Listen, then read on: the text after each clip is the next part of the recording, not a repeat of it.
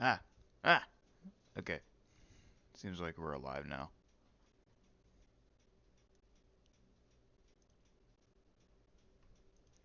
So,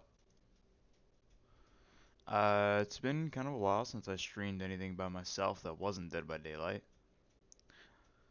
But I figured that since the new killer is finally out, maybe we can take a quick look at them. I don't know much about them, just that they seem to be somewhat robotic or use robotics, and they have like a predator-like wrist blade. So let's just jump into it. I gotta stop saying that. I hope it will launch first try because DBD's not been doing that for a while for me.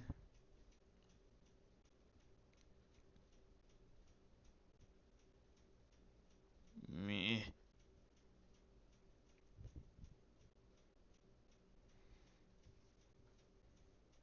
I decided to record this boring little video uh, in the middle of me searching for music for my next session, which will be Sunday. Probably also stream tomorrow an actual D&D game with other people.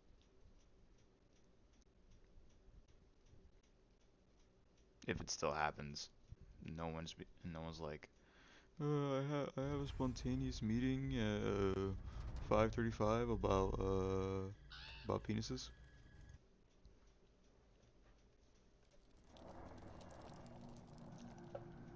And yeah, can't miss.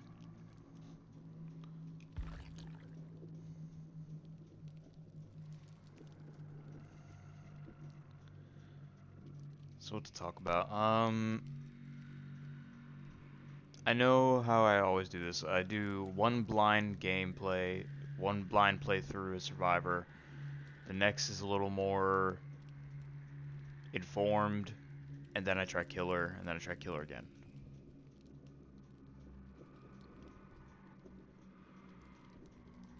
Probably a lot of people trying to get onto DBD right now. I know Atsudarva is streaming as I stream this too.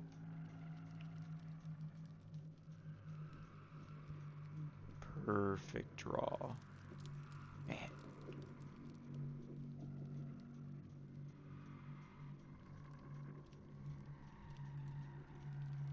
If it's complete, then let's go already.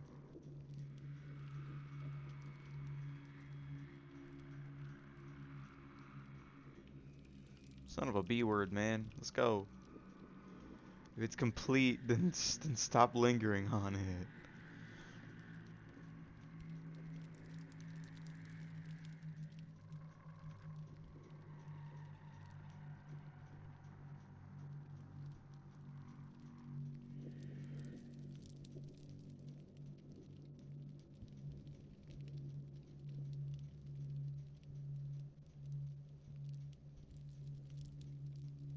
Thank you. Just when I thought I had to reset my entire computer.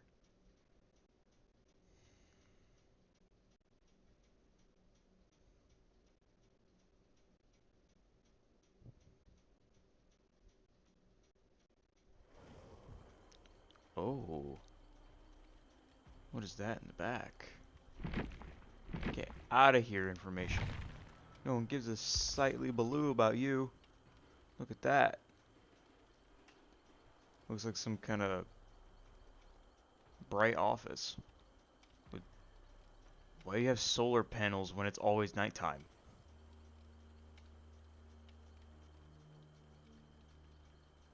Hmm.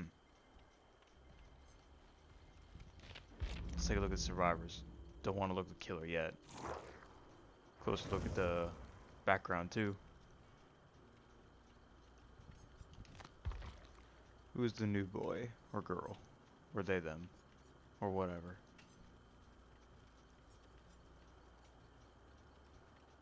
Oh, these two people. Sisters.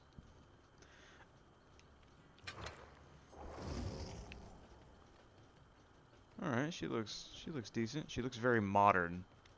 Or maybe 70s. Talita or Shalita, has mastered the art of competitive flair, fighting kites with skill and flourish. Okay. Her personal perks Cut Loose, Friendly Competition, and Teamwork Power of 2 allow her to perform a series of fast vaults, inspire faster generator repair from teammates, and help allies move faster when they're healed by you. So she's like a speed boost. What are those shoes? Those are not sandals. What the fuck? What are those? No, that's too old. Renato? Renato? Oh, this is a man. I said it was a sister. My bad. Alright, so brother and sister. Renato always keeps his eye on the prize, and he expects the same from his teammates. His personal perks, Background Player, Blood Rush, and Teamwork Collective Stealth, allow him to move faster when near a chase, recover from exhausted instantly, what the fuck, and hide your and an ally's scratch marks. Hide yours and an ally's. Okay, they need to add an S to the your after healing that ally. Okay, he looks kind of like a hippie. And so does she. Yeah, this kind of tells me more 70s era. Let's check out her perks first.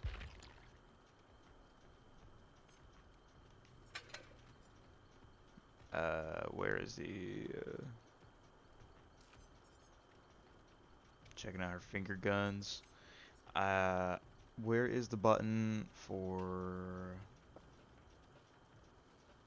character info? Still F1, okay. A lot of lore to go through. Let's go. Holy shit. It's probably more than what I write for my players. Alright, let's see what these perks are. Friendly competition. You revel in the community spirit of a competition and inspire others to follow suit. Whenever you finish repairing a generator with at least one other survivor, this perk activates. When you finish repairing a generator with at least one other, this perk, okay. You and other survivors who finish repairing a generator with you get 5% increased repair progress speed for 75 seconds. Survivors can only have one instance of this perk ability active at once. So like a Gen Rush perk.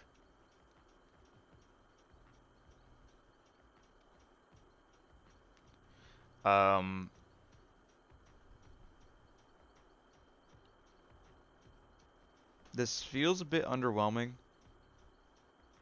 Or sounds like it at least. It's just 5% more.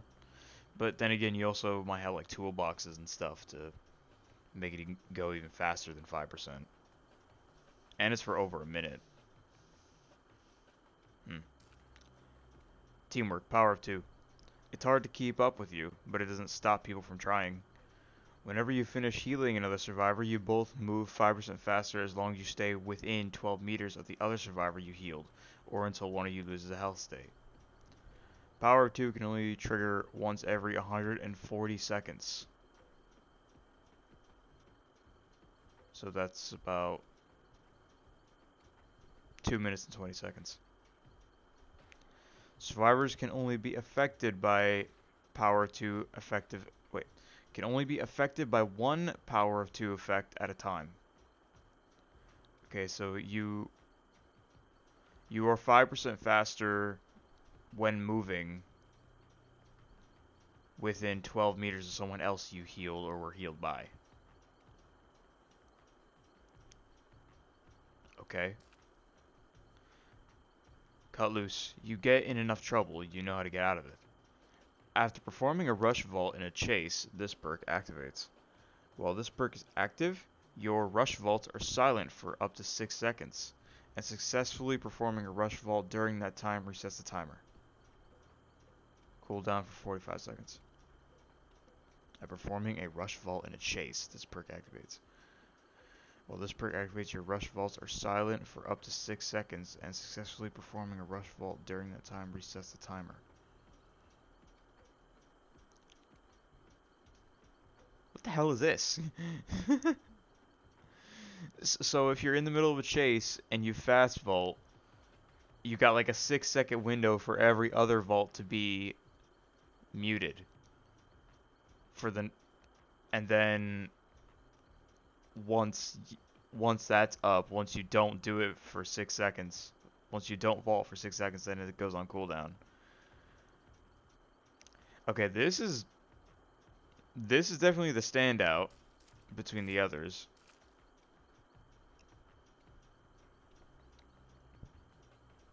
But it only triggers when you're in a chase. And I don't know about, unless you throw a lot of pallets, I don't think you're going to be doing a lot of vaulting in between in between hmm in between windows. So I think this is definitely the standout of hers. Everything else is just kind of a basic boost.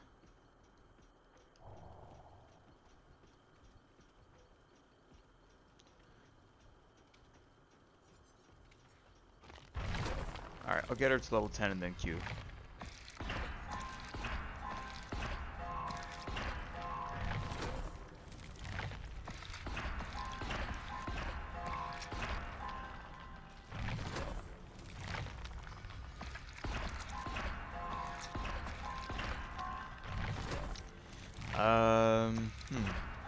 I mean, I like her design. I think her shoes are fucking weird, though.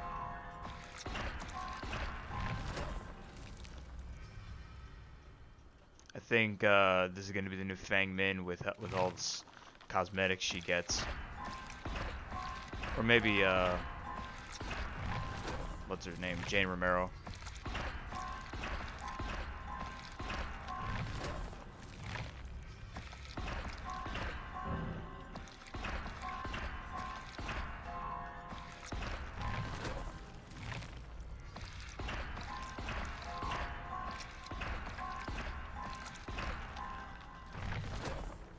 Level 10. Almost.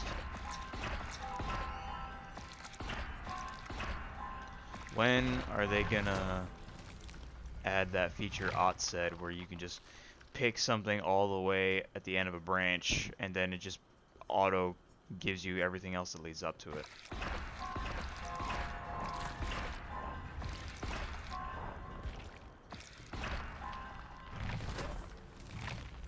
Like this thing, it still costs 325 or 3250, 2000, 3250. So just add the 3250 and 2000 up all together and just let me get this instantly.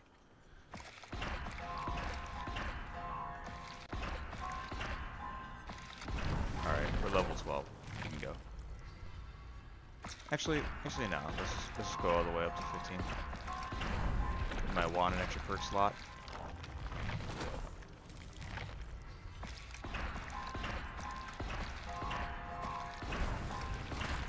But yeah, so far I think Cut Loose is her most impressive perk. But then again, it's not like super amazing. So far, it seems like DBD is going the route of 2 survivors, 1 new killer. Because that's what they've been doing for a while. Which isn't bad. Not at all. It would be nice to see the day where they get 2 new killers in 1 chapter.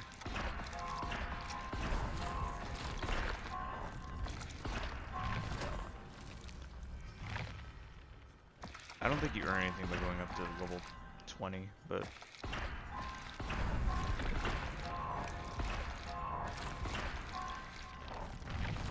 alright. I'll assign the perks and then where are they? Power of 2, then Cut Loose, and where's the other one? Power 2, cut loose. Friendly competition, and maybe kindred.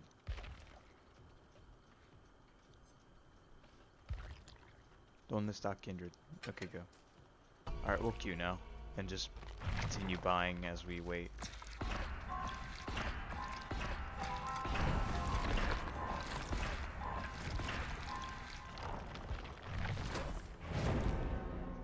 Okay, we waited like maybe 5 seconds.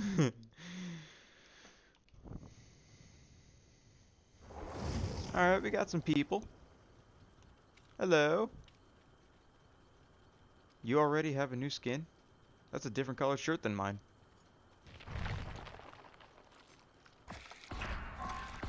Impressive.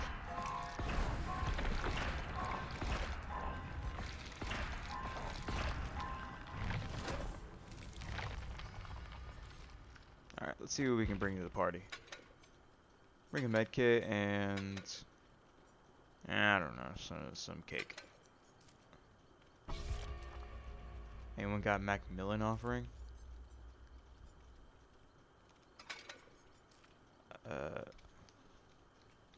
Sure.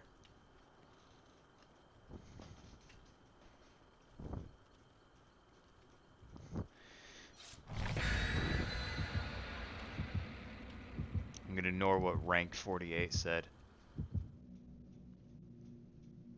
Is it doxing to just say a person's name on stream? No, that's no. Doxing is like to reveal their personal information. Like your online gamer name is not. Facing the Skull Merchant. What a devious name. Avoid activating drones. Drones increase your lock-on meter. Having a claw trap shows your location to the killer. I think the engineer would have been a cooler name, but we'll see. I don't know. I've seen a rough design of this killer. I know it's a woman with a wrist blade. Okay, I guess we're going here.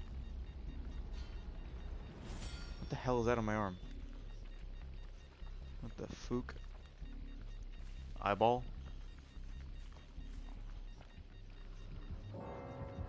And they went away. Cool. And they went away. Ah, shit. Ow, I got freaking yeeted.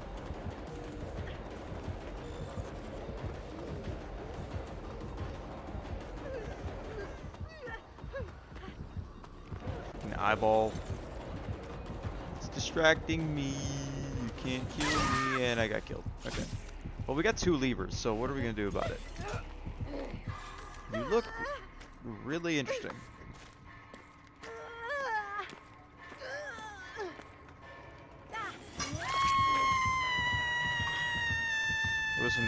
There was some animation lag there. Alright, well, it's just me and this poor guy, so... What the hell is that? Is that a drone? Freaking calling it an airstrike?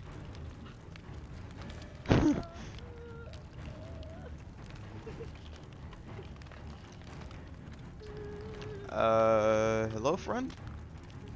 We seem to be on our own, bud. I don't really know what to do, to be honest. We got 2 levers.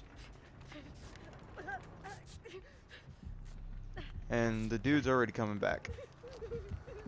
Yep, there he is. You wanna get freaking out of here, dude?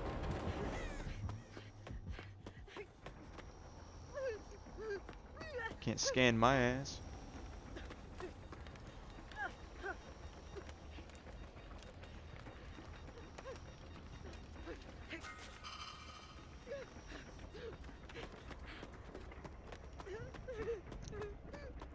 Can't QR code this shit. I'm gonna just do a gen just for points at this point. I don't think we're gonna be able to do shit in this game.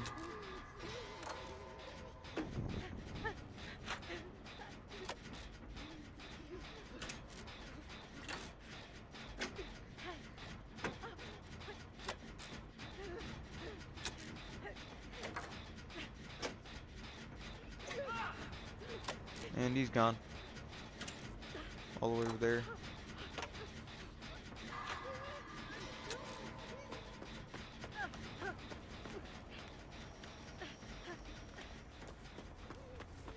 I kind of want to let myself get scanned just to see what happens.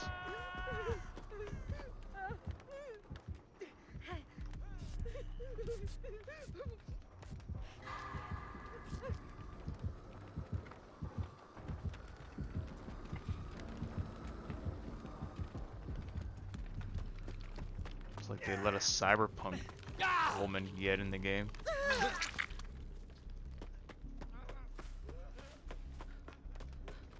It's kind of weird. I feel like the tone's a bit strange. Although I did hear about... Oh, here, dude.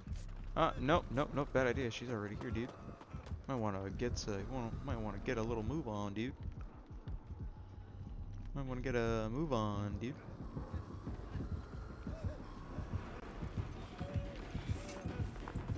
How did she not see that?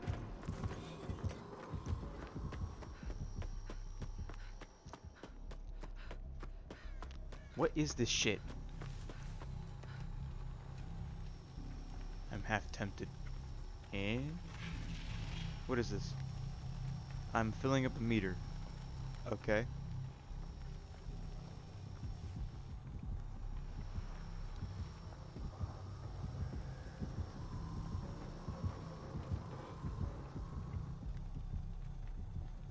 This is hardly really a game. I'm just skulking her. Like a fucking investigative reporter or something. So if this is what I think it is, and it's just like supposed to alert your location to her, then it might be good to put this shit around Jen's then. Although who the hell actually knows? I do feel like this first game was kind of a bust because we had 2 levers right at the gate.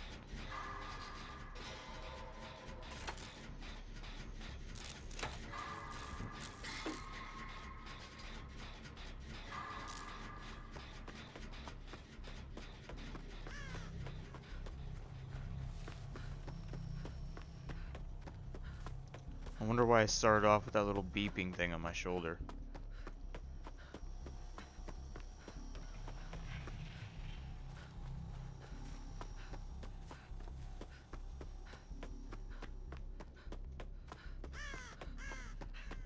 Where is that dude? All the way over buttfuck nowhere.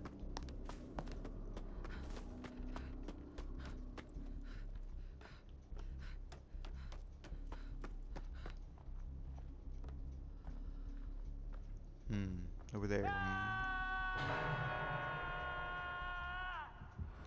Oh, is that a barbecue and chili?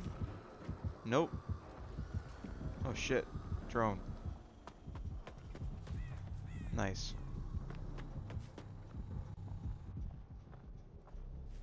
I'm just getting points for saving this guy.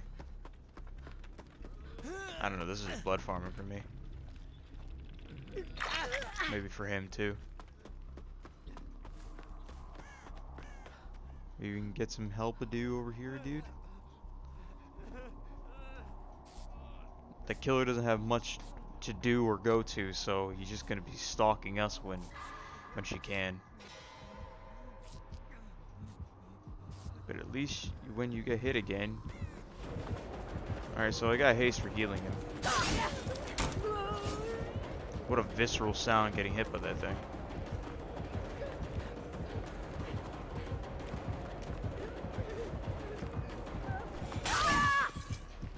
Damn. Look at you, dude.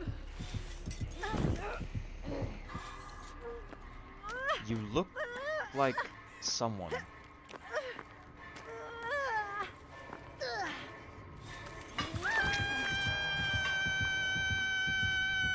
She reminds me of someone, but I can't tell who.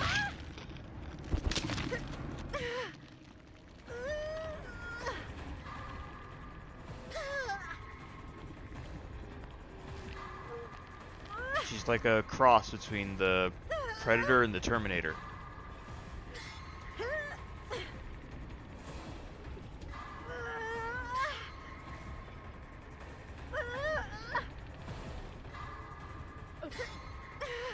You know, actually, dude, just leave.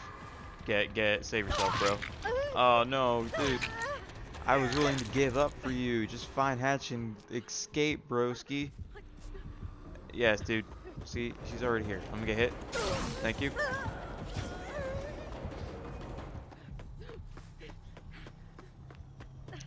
Son of a B word, dude.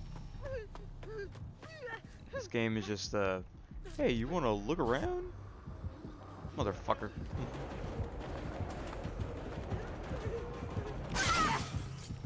That should not have connected. What's in here? Do you get tagged when you're down? No, you don't. Eyeball.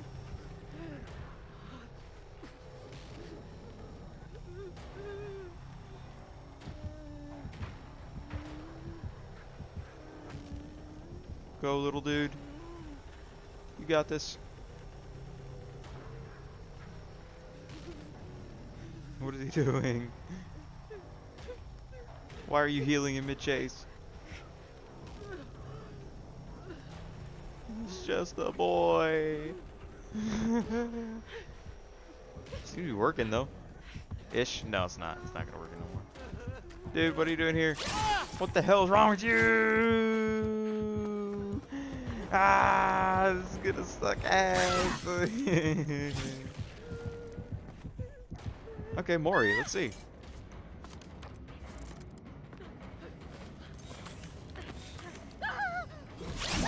Liberal detected.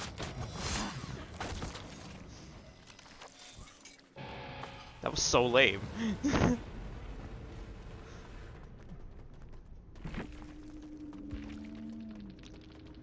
That was the lamest MORI I've ever seen. God.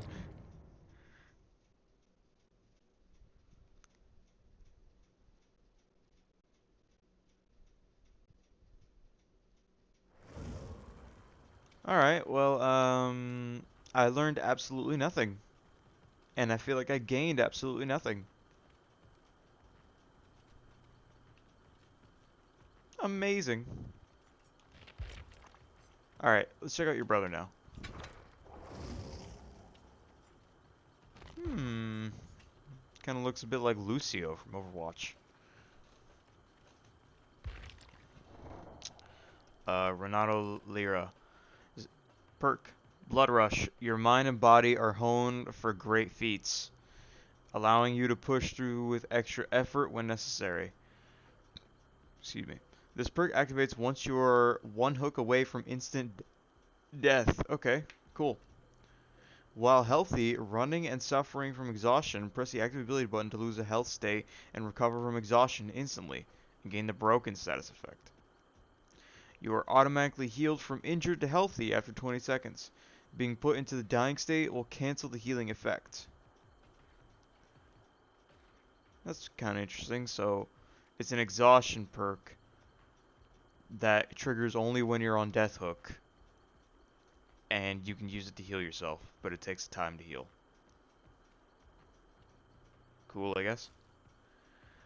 Teamwork, collective stealth. When someone helps you out, you respond in kind.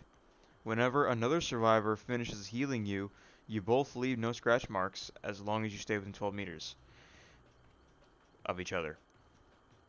Or until one of you, until who healed you, or until one of you lose the health state. They would need to work on these wordings, dude.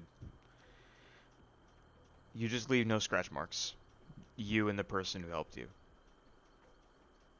For 2 minutes and 20 seconds. Background player. You're not usually the center of attention. In some cases, this can be a good thing.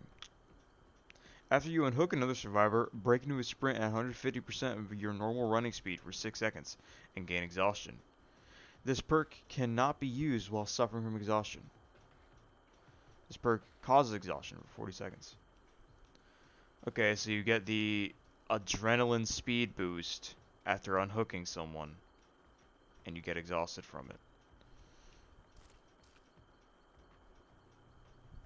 So you come with 2 exhaustion perks. Interesting. I I think so far you are a bit more interesting than your sister.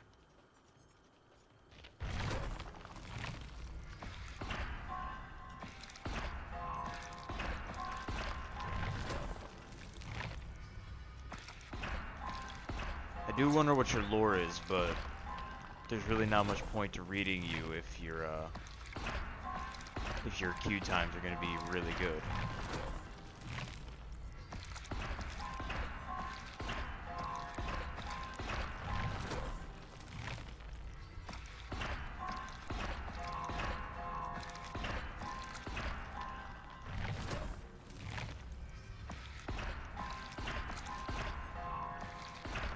What are those pants?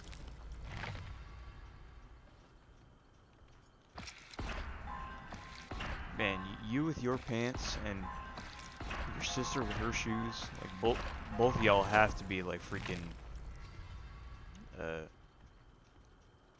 uh hipsters or something.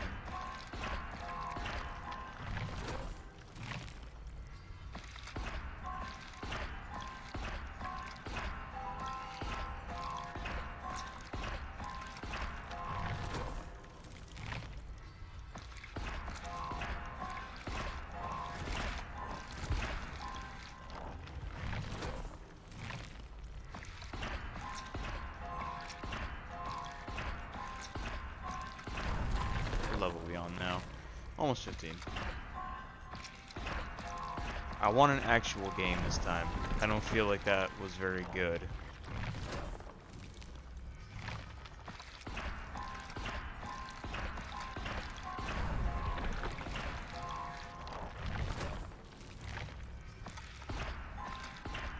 I want a chance at winning and a chance at losing. I want a good game.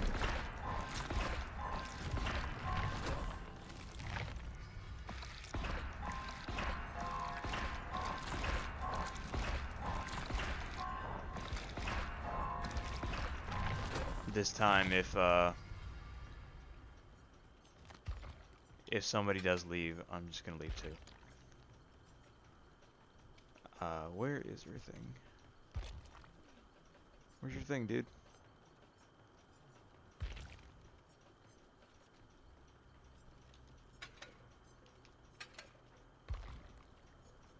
Where's your army of 2 perk?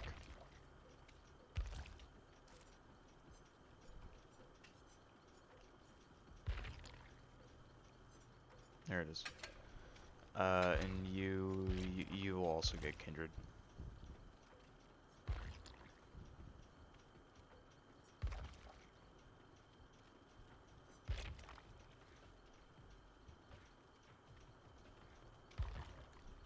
Or not, I guess I don't have it.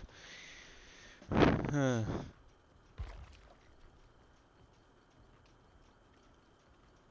well I guess I don't have it.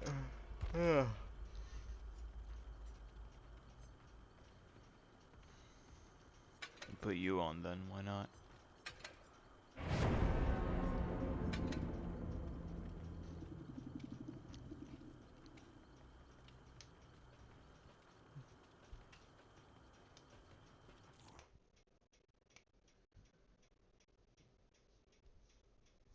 Look who's shit in the tall grass. It's all 3 of my twin.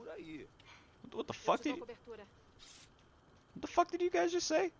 I was talking over you. I have 3 triplet sisters.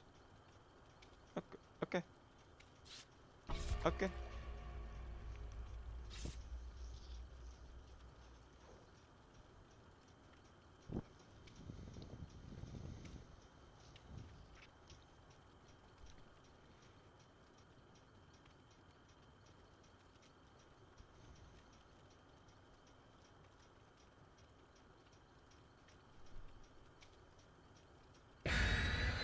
I swear to God, they better not be from like a culture where dressing like this is normal and I just call them hippies. I'm gonna look so bad. I'm really sorry if that's the case. I just didn't read their lore because their queue times were good.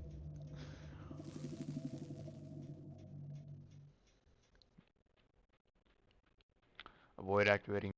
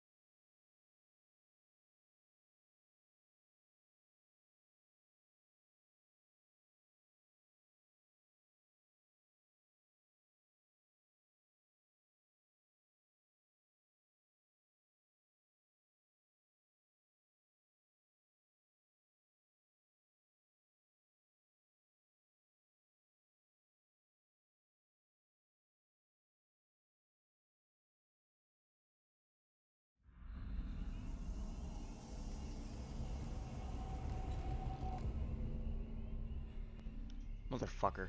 My headset turned off on nothing again. I was talking.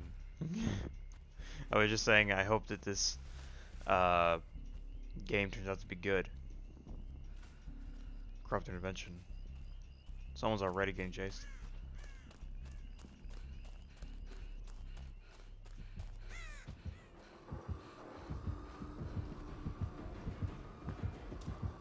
Cool.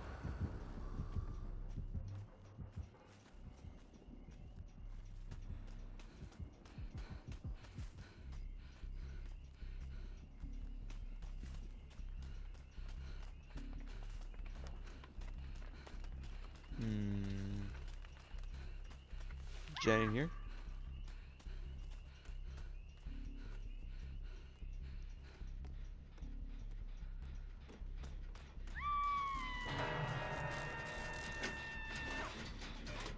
That guy's fine.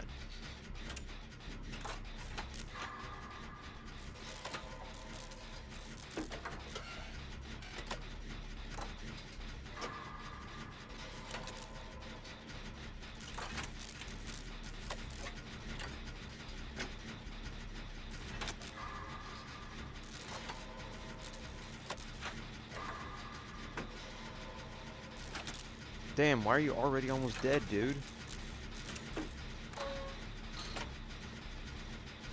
What the hell happened? Did you try to escape so many times? What happened? I gotta make a beeline to them now. Nope, they're dead. God damn it. Son of a bitch, dude.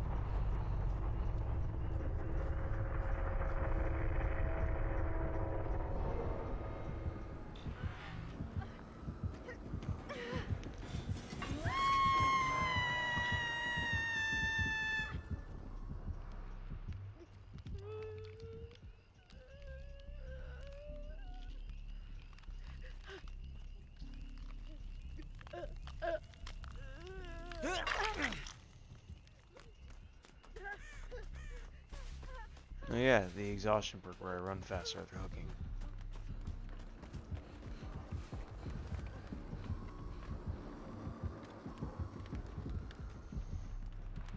Ooh. That guy is immediately getting put back on the hook, I think. Shit. I guess let's try doing a gen then.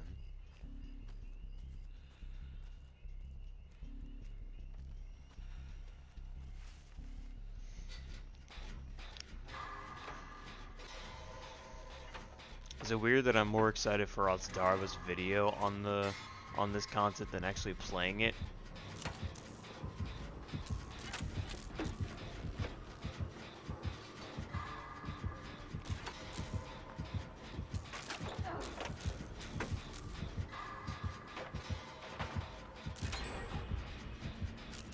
Alright, well at least seem to be doing better.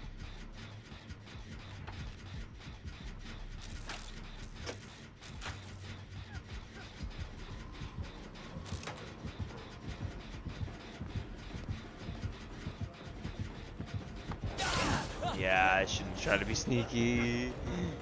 I shouldn't have tried to be sneaky.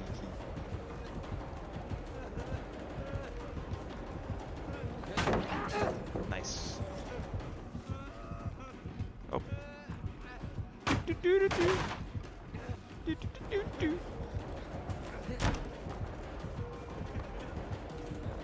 Ah, fuck, I got it. Ah, shit, I got stuck on the little thingy.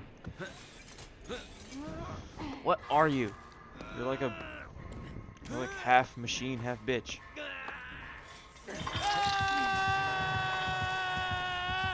Is it me or do the screams start sooner before being put on the hook now? Might be in my head though.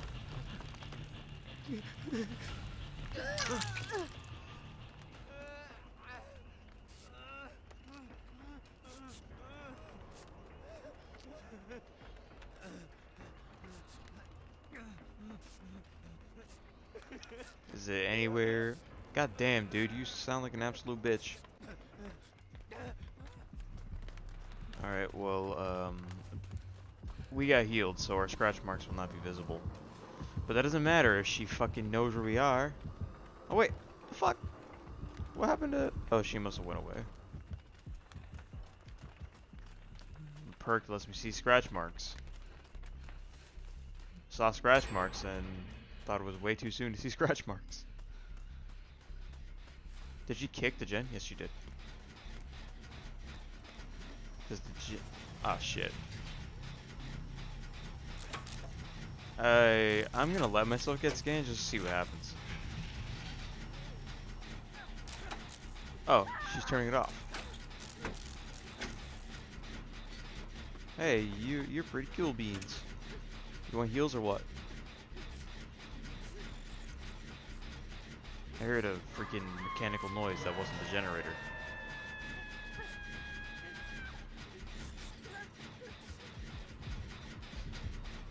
Yep. She's coming this way.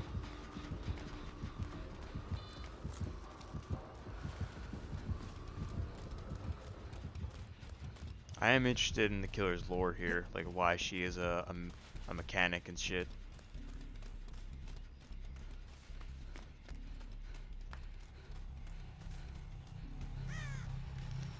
Try turning it off too. What the fuck is this? Well, that was easy. I got a status effect on me though. Oh, I got a little buzzer.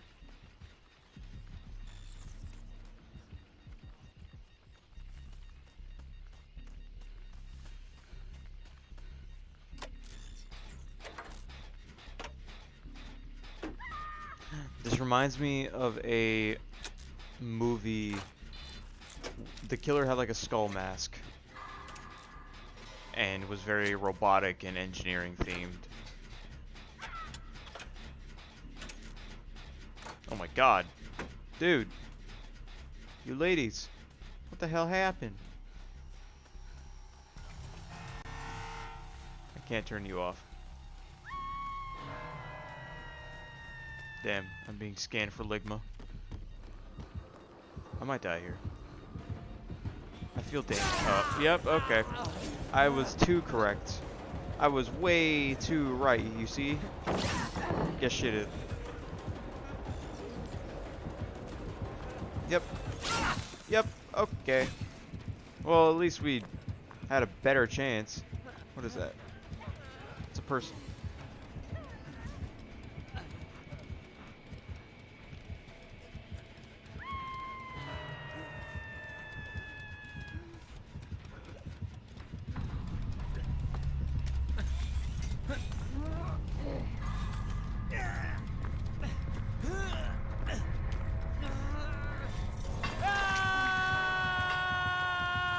Oh, my balls.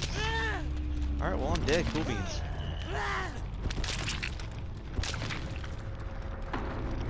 That was quite the game of games. Yes, I really felt like I was playing a video game.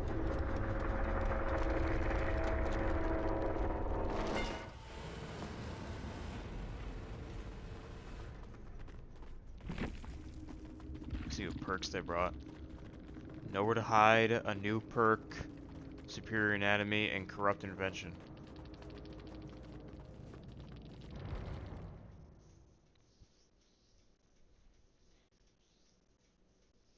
Alright, now we can actually check out the killer in full.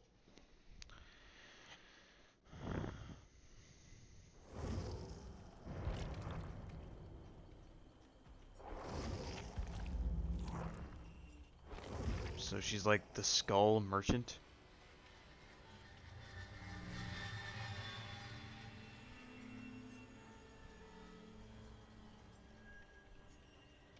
There she is. Skull Merchant is a tactical killer, able to place drones that detect and deliberate her targets.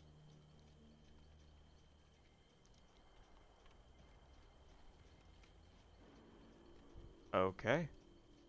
Her personal perks: game afoot, thwack, thwack, thwack, and leverage.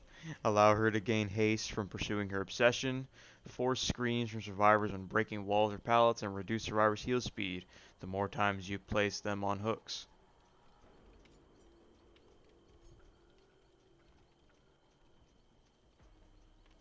She's got weird nails on her hand. And a kind of weird half mask, too.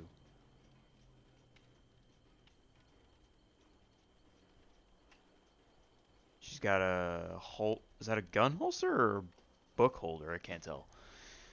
I guess it doesn't matter. I mean, her design is pretty interesting. I think a lot of skins can come out of her. Alright, well, let's see her fucking perks. Thwack. Your prey is terrified by your relentless pursuit.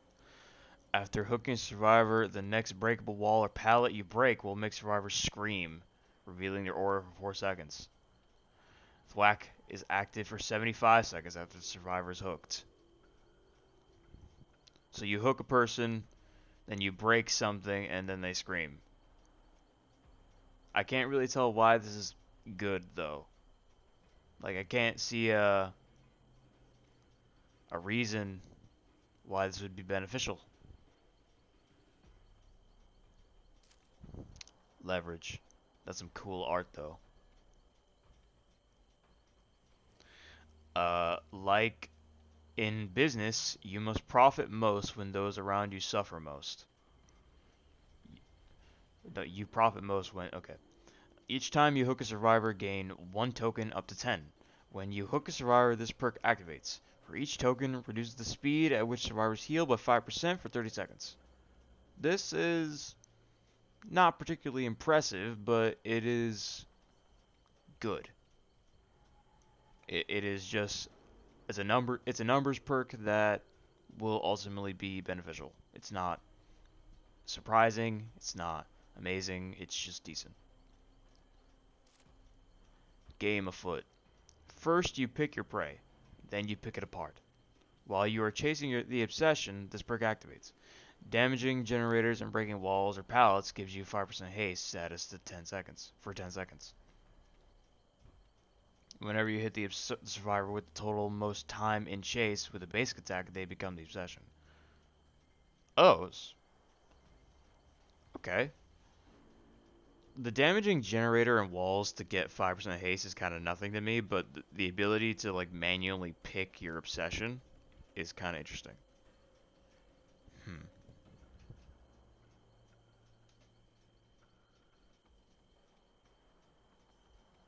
Interesting. All right, I like it. Something that these perk arts are showing me that I kind of like more is you see how like in her design there's the mask, there's her normal face, and then there's her hair. In the art, it's just the mask and left side is the hair. I think her design should be that. Like remove her normal human eye and eyebrow, cover that with hair, and it's just the hair and mask. That would be spooky. That would be cool to look at. Because half looking at her just kind of removes any sense of mystery. Apparently she's Brazilian. Cool.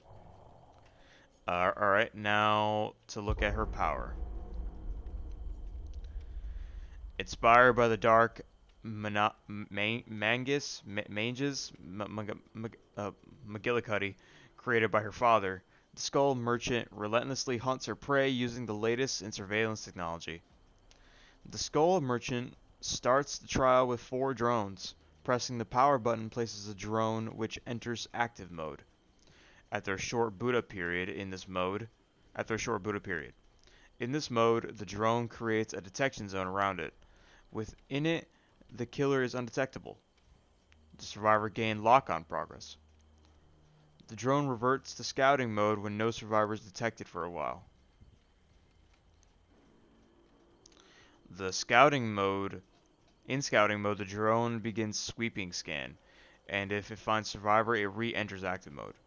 Survivors can interact with the drone to disable it. If they fail, it enters active mode. If they succeed, it returns to the killer. But the survivor is stuck with a claw trap. A claw trap broadcasts the survivor's location to the killer until its battery dies. If they get too close to a drone, it enters active mode and the claw trap's battery is recharged. The killer can press the activity button to open a radar to see the location of survivors within claw traps and those in detection zone.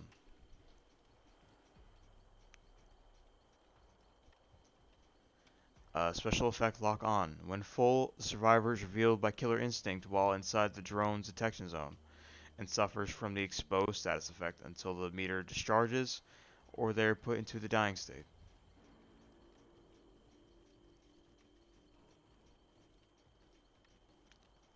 So you're just a hard, you're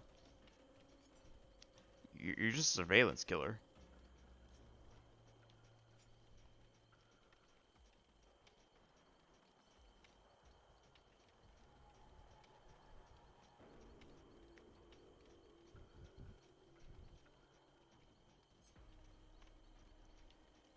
Hmm. Bloodborne's been disabled. Interesting. Thwack.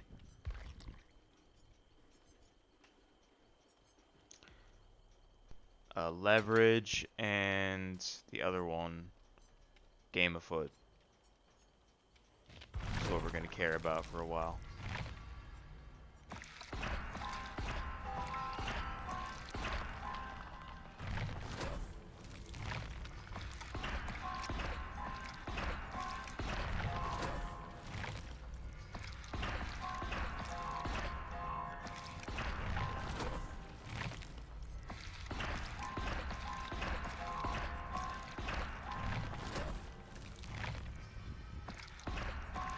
You might be able to get this one to level 30 in time.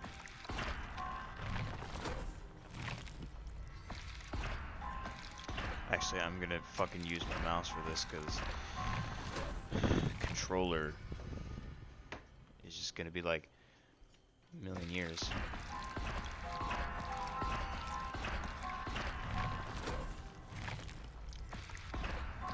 So from playing against her, I mean, she didn't really seem particularly impressive.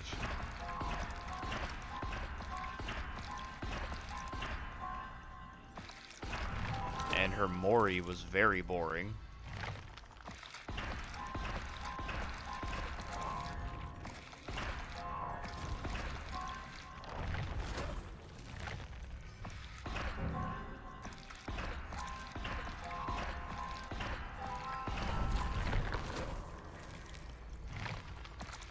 I can kind of see why that last guy put nowhere to hide on her, because she's such a surveillance heavy killer.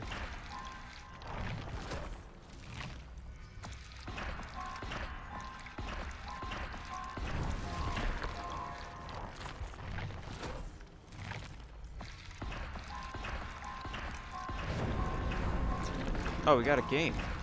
Awesome. I never would have expected that.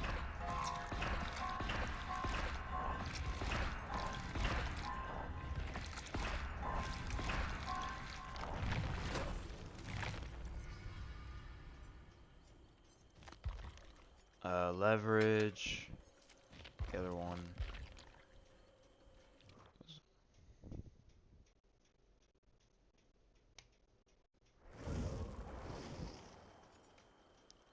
Oh my god, oh, level 100 Feng Min. I'm gonna, another level 100 Feng Min. I'm gonna fucking die.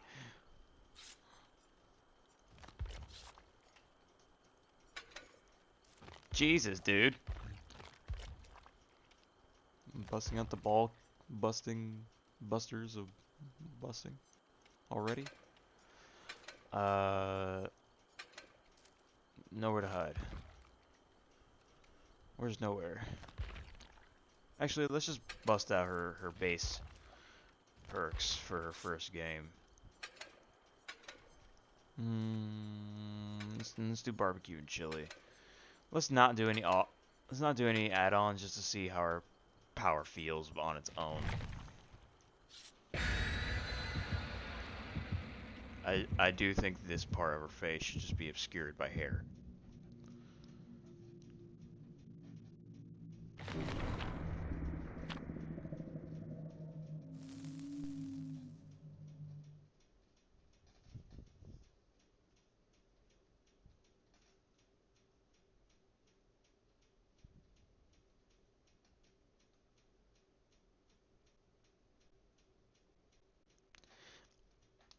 I'm not excited. But I don't know. I feel somewhat underwhelmed.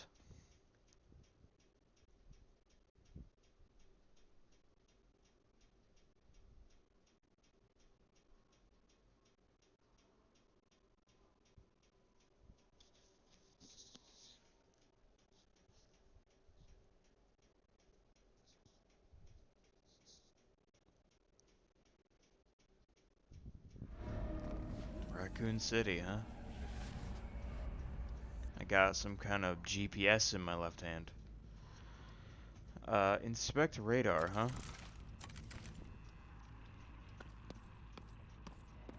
Nothing. Deploy drone. Alright, we'll deploy one right here.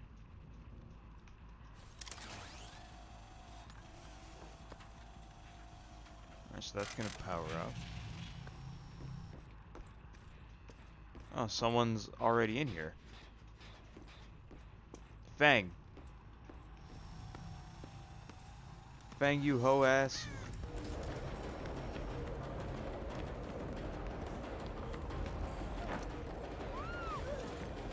Where are you? Where'd you go? Shit. I do like your wrist blade, though.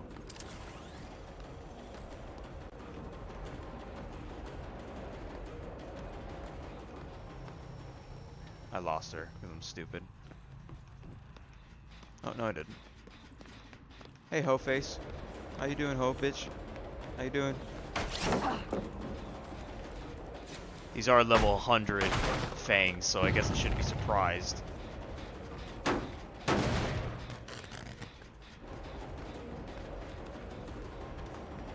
should probably...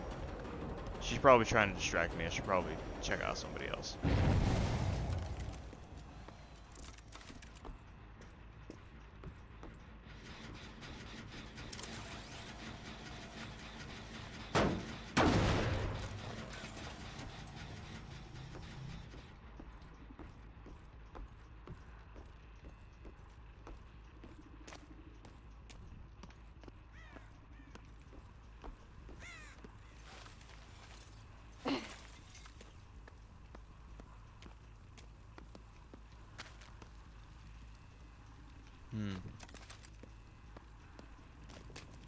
Nobody.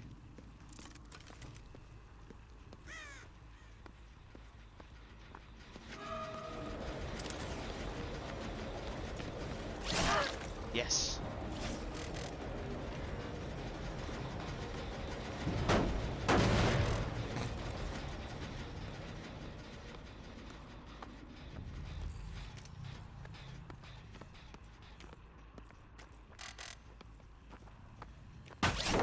What the hell? I did hit her. I pressed the left click, I swear to Jesus.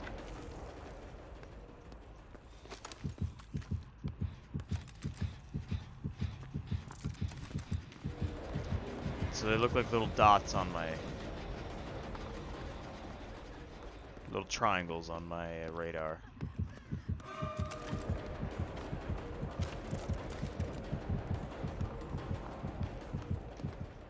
This is absolutely stupid. I do kind of wish the drone just shot them.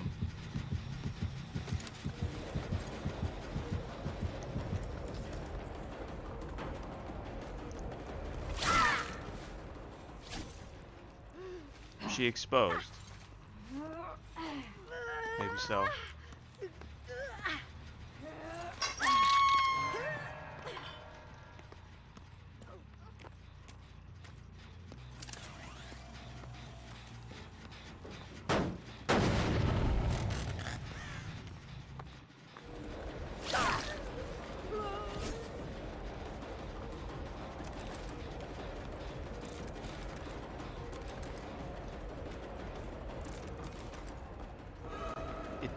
Bringing up the radar does somewhat slow down your movement speed, but not by much.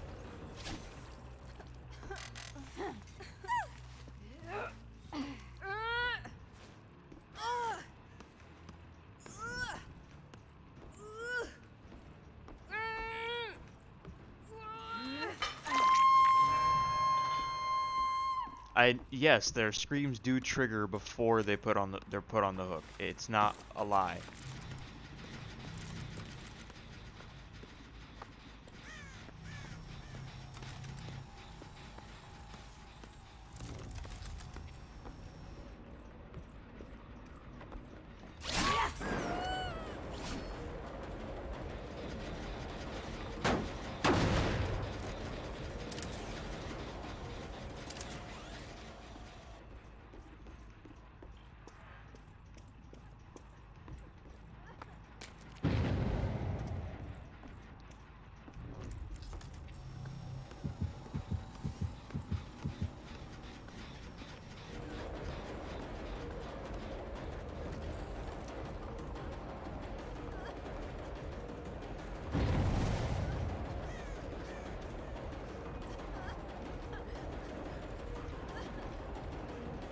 Good idea. Going all circle doozies.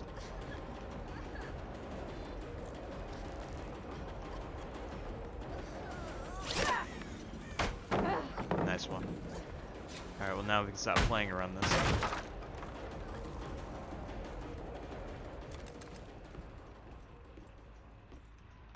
I can recall a drone from distance.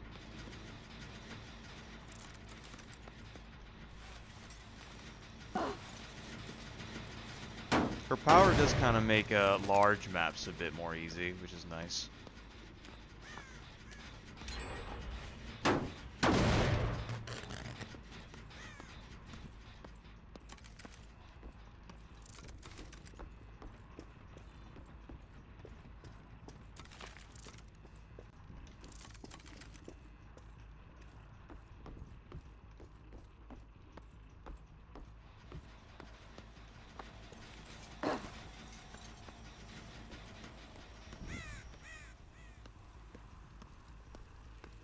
Don't know if they'll ever want to do this gen, but it wouldn't help to put a drone here.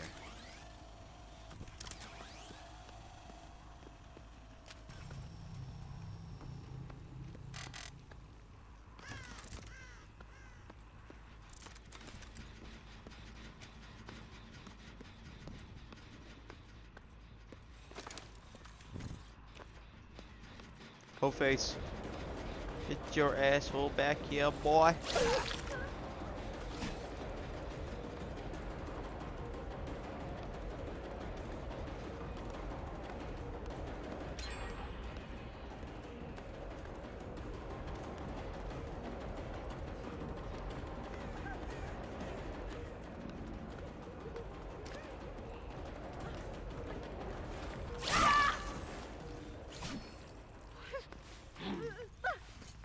Oh shit, no! I got fucked. I am really? Twice? I will fucking destroy you.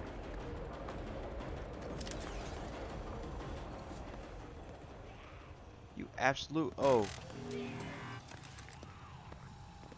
She's above me. That's what the upward triangle means, I think.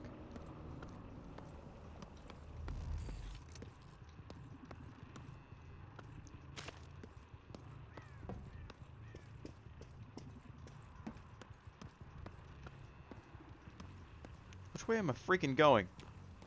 I'm upset now. Fucking bag.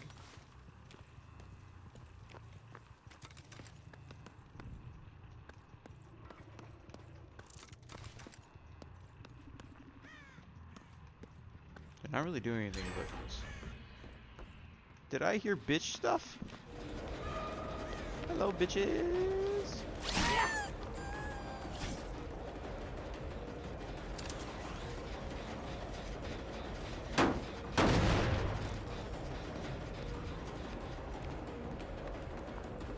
Slightly faster, you're not going to be able to expect it. Oh, okay. These level 100 Fangs, I'm no match. All the drones in the world can't spot their IP because of NordVPN.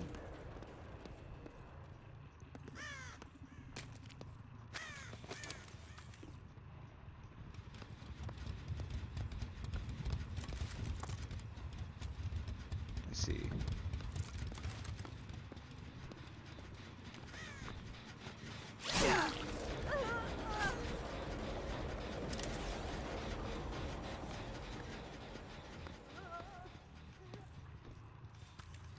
Let's see if we can catch her off guard by going this way.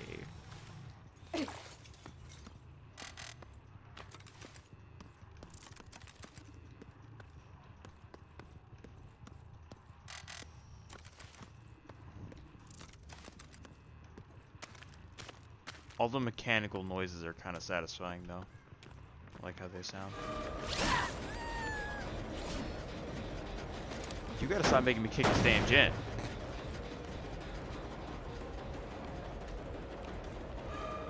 Putting all this footwork. Getting no juice. Stupid.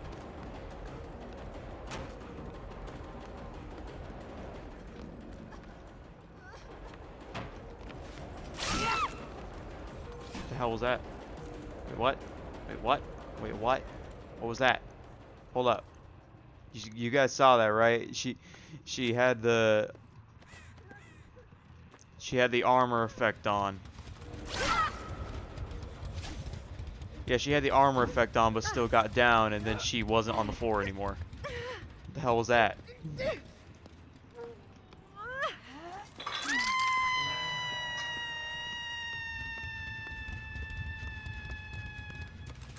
Damn, you screamed for a long time.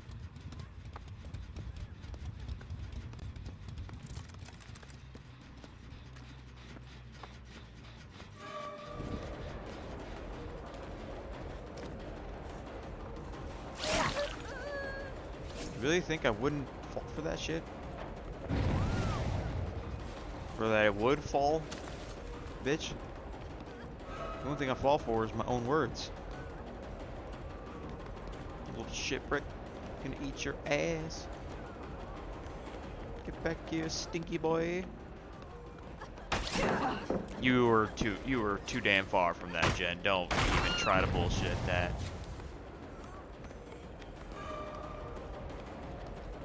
Getting stuck on little shit.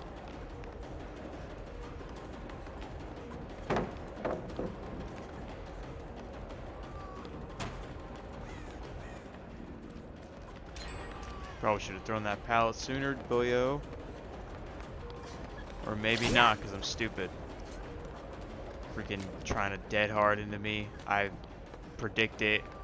Now she's gonna throw it. Yep. You know, you don't have to blind me every single damn time. I have a bionicle. That should protect me from all blinds. I don't care about this girl anymore. Or do I? I don't know. I don't know what I feel anymore. I'm conflicted.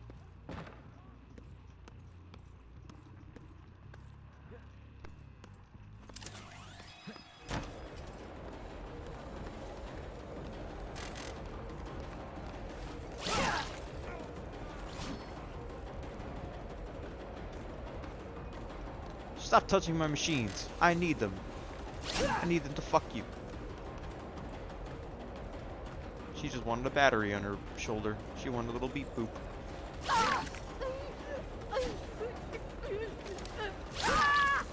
Literally nowhere to go. But do I have anywhere to go? Is the question. Will you leave me? Will you leave me alone? And she's trying to do it again. You fucker.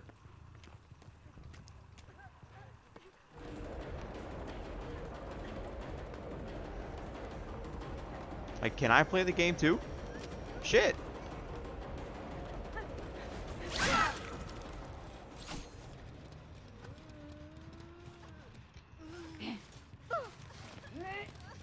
Leave me alone, Feng. I don't like you anymore. You're mean to me. Let me kill somebody. Goddamn. Freaking playing Dead by Daylight like she's the main character.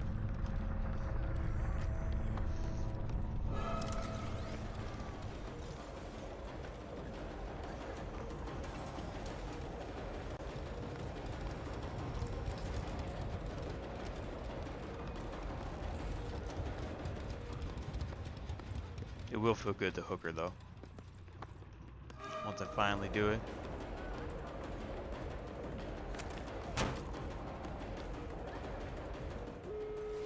And she has adrenaline, of course she does. I no longer care about her.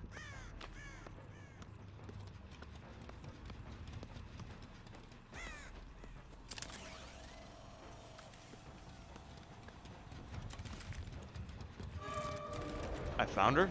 I did? I don't feel like I did.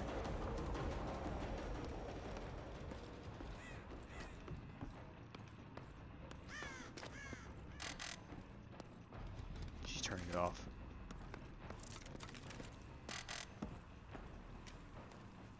You let your bitch ass away from my machinery, you fuckers.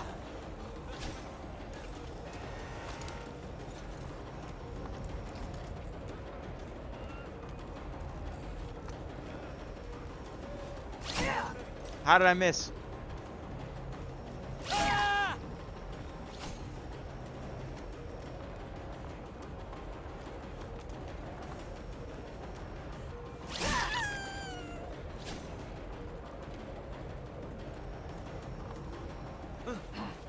She's still gonna be around.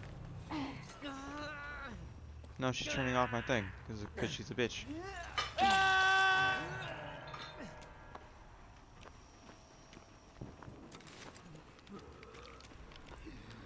They did turn off my other drone.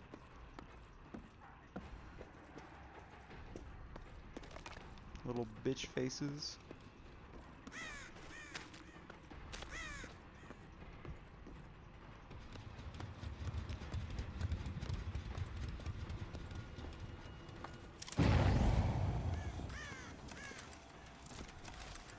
Wait, you want me to press space? I am pressing space. They want to press space? Oh, they recall it. It's not letting me recall it. I don't know why.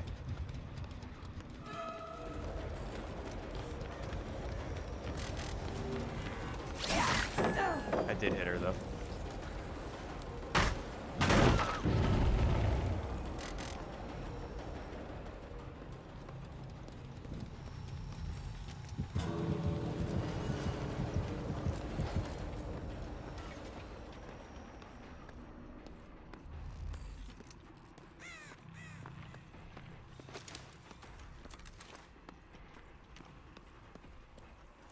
Hello, ho face. I can't kill the level 100s, but I can at least kill the level nothing.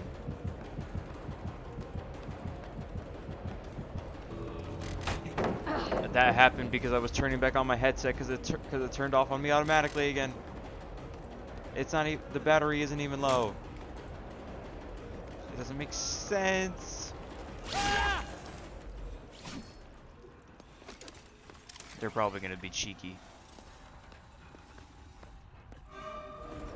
Get the fuck out of here, dude. No one likes you, dude.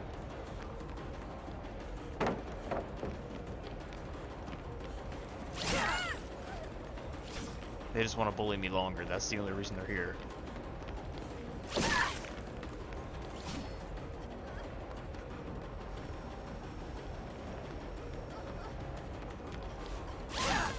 Nice dead hard.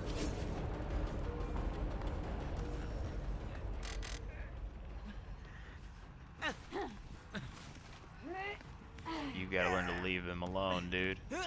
You gotta learn that you're not always the hero.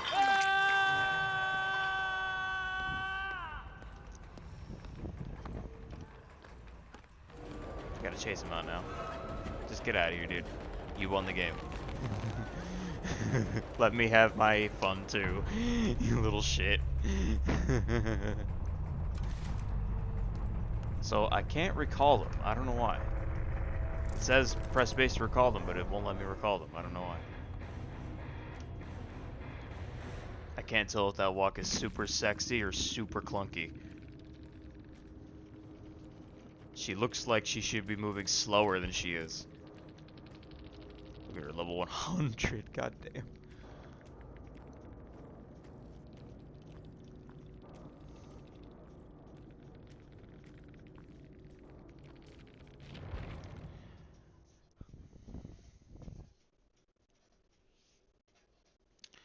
Oof.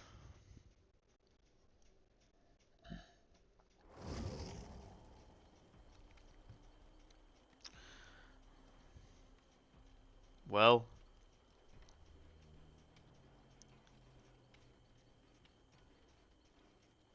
I think I'm good with the stream now. I really don't want to play anymore.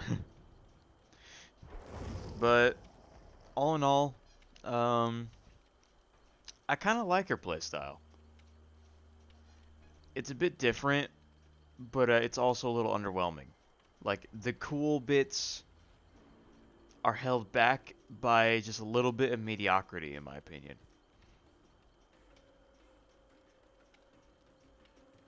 I really think that lock on should mean that they literally get shot and and they have to do some kind of QTE to like dodge the bullet or something. Some kind of quick time event. Cuz it's not like getting locked on is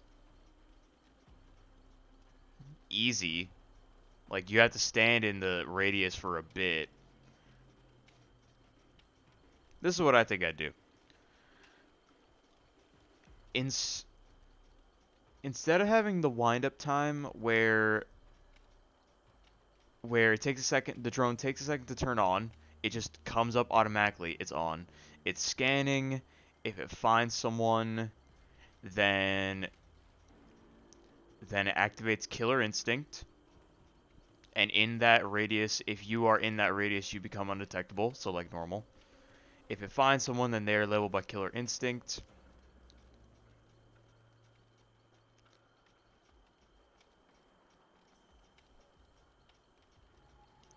And if they stay in that radius for an extended period of time while they're in the killer instinct, they have to do a quick time event to avoid a mounted gunfire.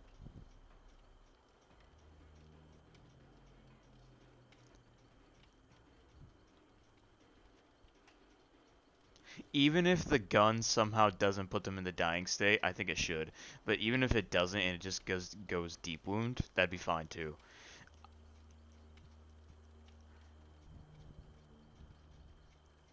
I feel like she has the most comparative similarity to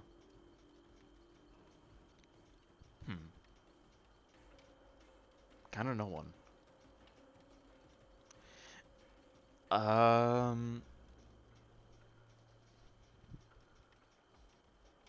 she is kind of unique in that regard. There's really no one else that has drones. She is kind of like the first trap-based killer that we've had since basically Hag, and no one talks about Hag anymore.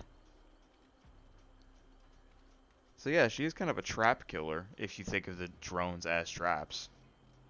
I just think the drones themselves need to be more dangerous. There's not a lot of reason to be afraid of them, or her for that matter. Yeah, that's just it. She's just not particularly scary. She's not lethal enough to be to make survivors shiver or whatever, or think twice about their builds.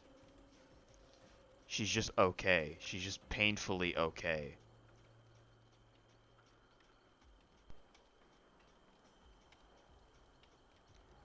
Which sucks, because I think with like a little few tweaks to her design, like I said before, and the gameplay change that I mentioned, she could be really cool.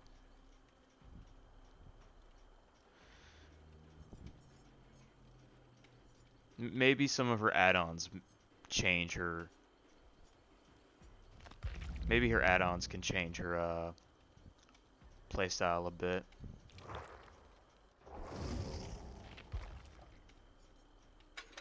Sometimes it does work that way. I know everything brown and yellow is just stat increases. Green applies some kind of stats effect, yeah. Exhaustion, revealed, oblivious, blah blah blah. Everything else is just number changes.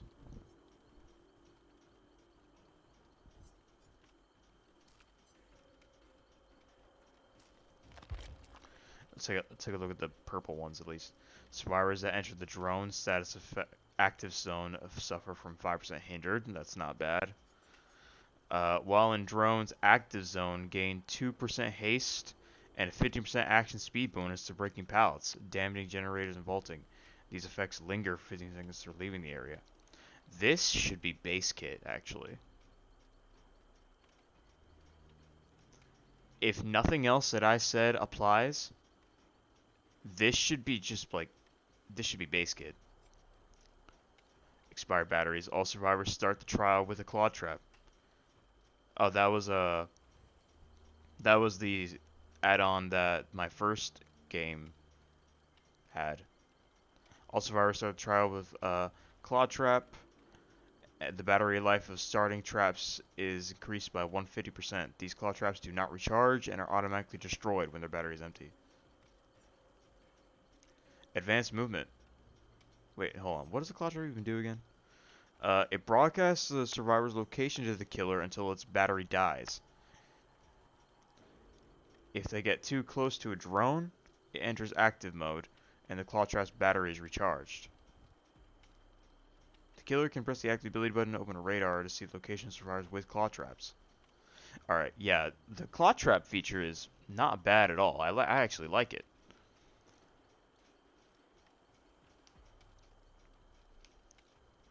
What I would do is, the drones themselves need to be scarier, and the claw traps need to be more useful. I mean, you do know where they are, but like, which is great, but they need some level of higher control rather than just you know where they are and you go there maybe. There needs to be something you can do to them that applies something. I don't know. Like maybe you could maybe if somebody has a claw trap on them and they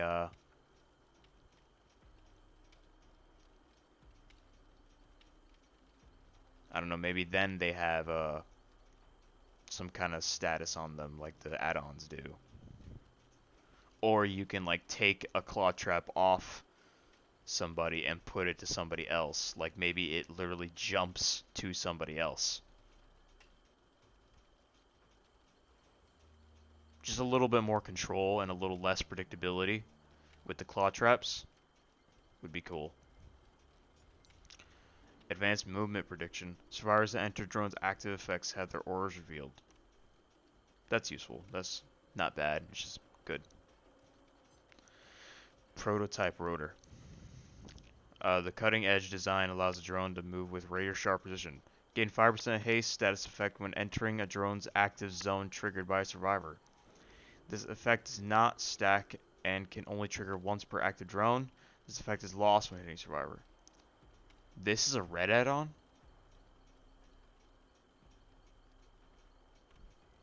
This is so dumb. So you gain a 5% haste when someone else activated... When someone else activates the drone's active mode, you gain 5% haste. And you lose it when you hit them. And it can only happen one at a time. This is super dumb. This does not deserve to be a red add-on. This should be like maybe yellow. 5% haste is not that impressive, guys. Let's hope the next one proves a bit more. Before he disappeared, Adriana's father had started a newer, darker manga, Sanjadores Sombríos. A manga?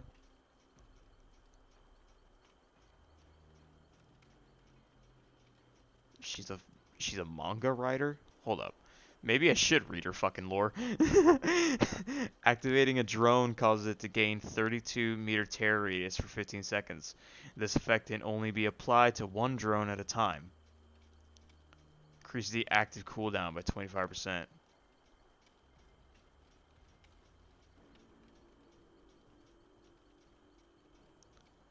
You know, I actually think the idea of it having a tear radius instead of a visible scan might be actually better.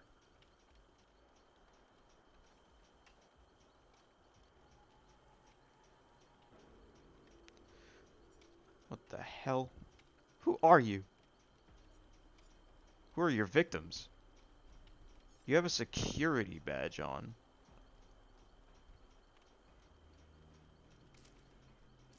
Alright, maybe I should read your fucking lore. It's long as hell.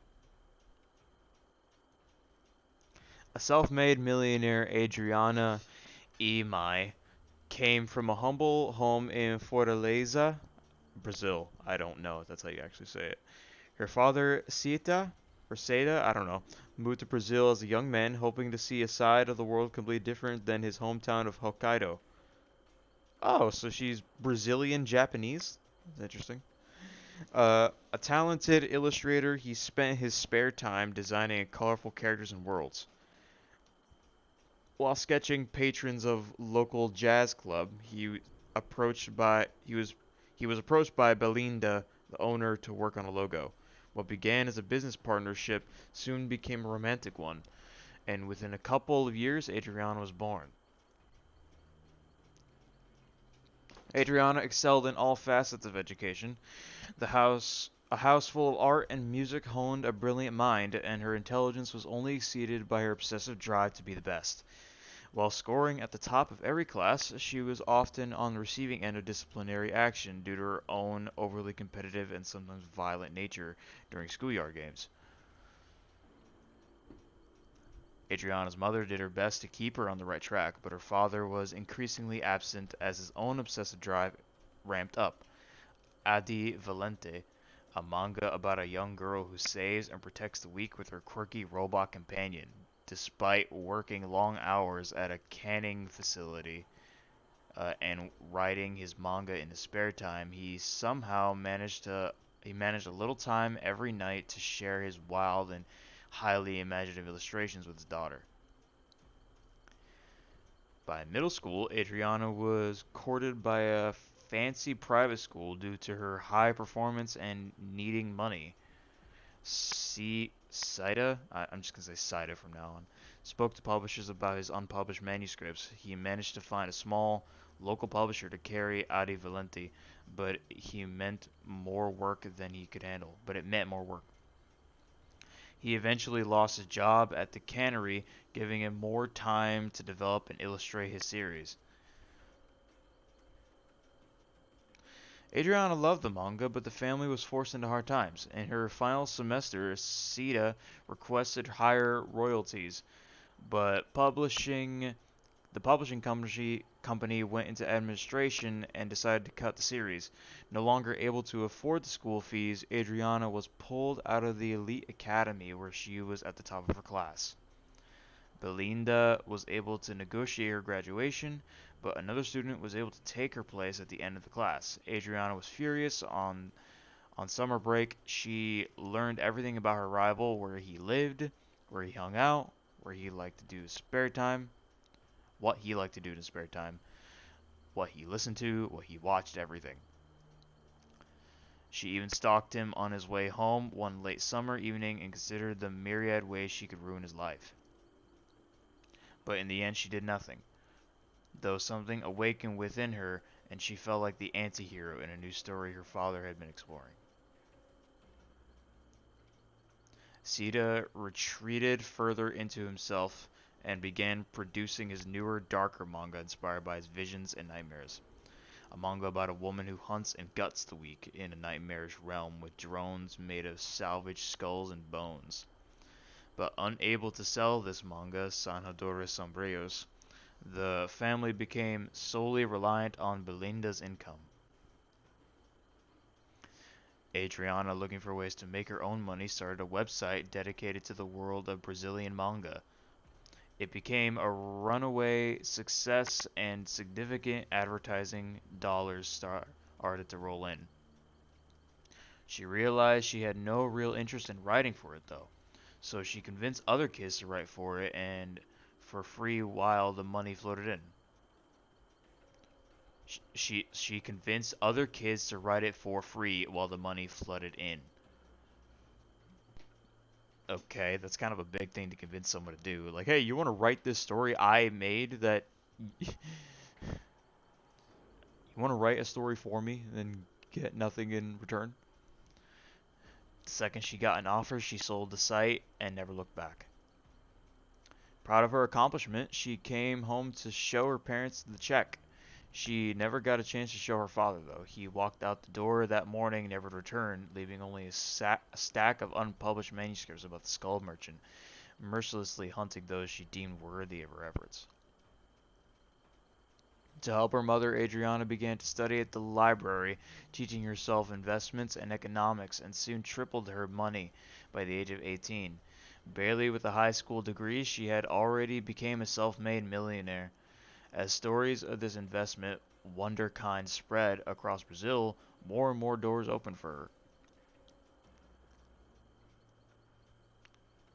Before long, she had the kind of money that allowed her to buy small companies that she would gut, replace with non-union workers, and sell at a profit. The only break she took from her corporate obsession was to pore over her father's manuscripts, trying to understand this chilling world he had created. By her mid 20s, she was regularly flipping companies. While finalizing on a real estate firm, two members of the board moved to block the sale, pointing to the trail of hollowed out husks she left in her wake. Adriana was frustrated. It took her weeks to find out who the holdouts were, but once she did, she thought about how it would feel to hurt them. She learned everything about the directors, stalked their every move, manipulated them into attending a conference in Switzerland, and while on retreat in the Alps, she made her move. Inspired by the Skull Merchant and feeling something within demanding expression, she tracked them with a prototype drone and brutally dismembered them with a cruel two-bladed weapon. The rush of emotion and adrenaline was unlike anything she had ever experienced before, and the company was hers. Thus began an unsettling cycle. Swoop in on a business, destroy anyone standing in her way, and gut the company for maximum profit. She targeted companies within larger-than-life CEOs and hoped one would present a challenge. None ever did. They just disappeared unremarkably. An aggressive manager of a fireworks company known for his survival tours was her last target, right at home in Brazil. Survival tours a perfect cover. Adriana lured him to a decommissioned airship hangar. The hunt started at dawn and went the distance, with her still tracking him well into the evening. Locating him, she used one of her drones to direct him to a dead end. When a pair of kites suddenly appeared on camera and the feed died, her face hardened. Her eyes widened in disbelief as she slammed her laptop shut and charged to where the drone had crashed. There she found her prey, reaching out to someone in the growing dark for help. Witnesses, not part of the plan. Without a second to lose, she plunged her blade through his stomach, exposing meat, bone, and a dying heart. The vitiated body staggered left and right, sending a shower of red over the green foliage. As her victim collapsed with a thud, she turned to the young witnesses. Wrong place, wrong time. They broke into a sprint. She gave chase, her blades thirsting for more blood. The lush green of the trees melted into a thick black fog. Real life warped into something like the Salvadores Sombrios. A sick grin crept across her face as she rushed forward to begin a new chapter in her life.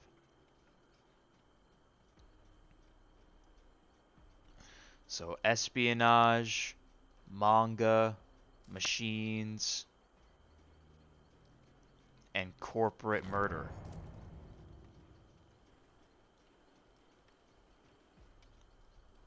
She's kind of an interesting character.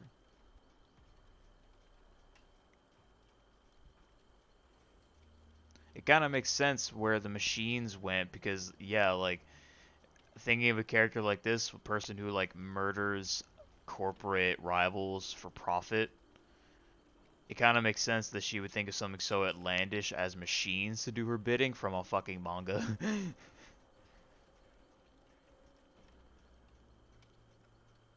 I wonder what happened to her father, though. He says he literally just left.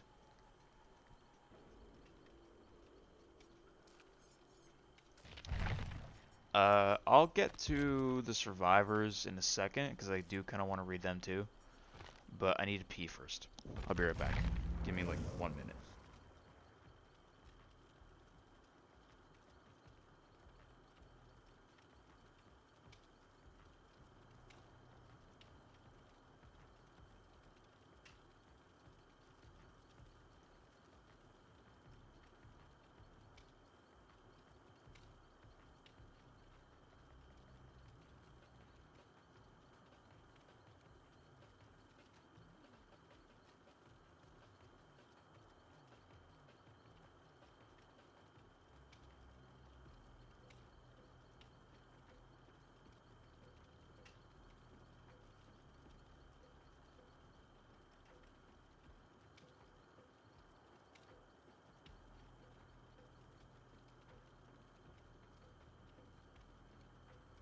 Alright, back.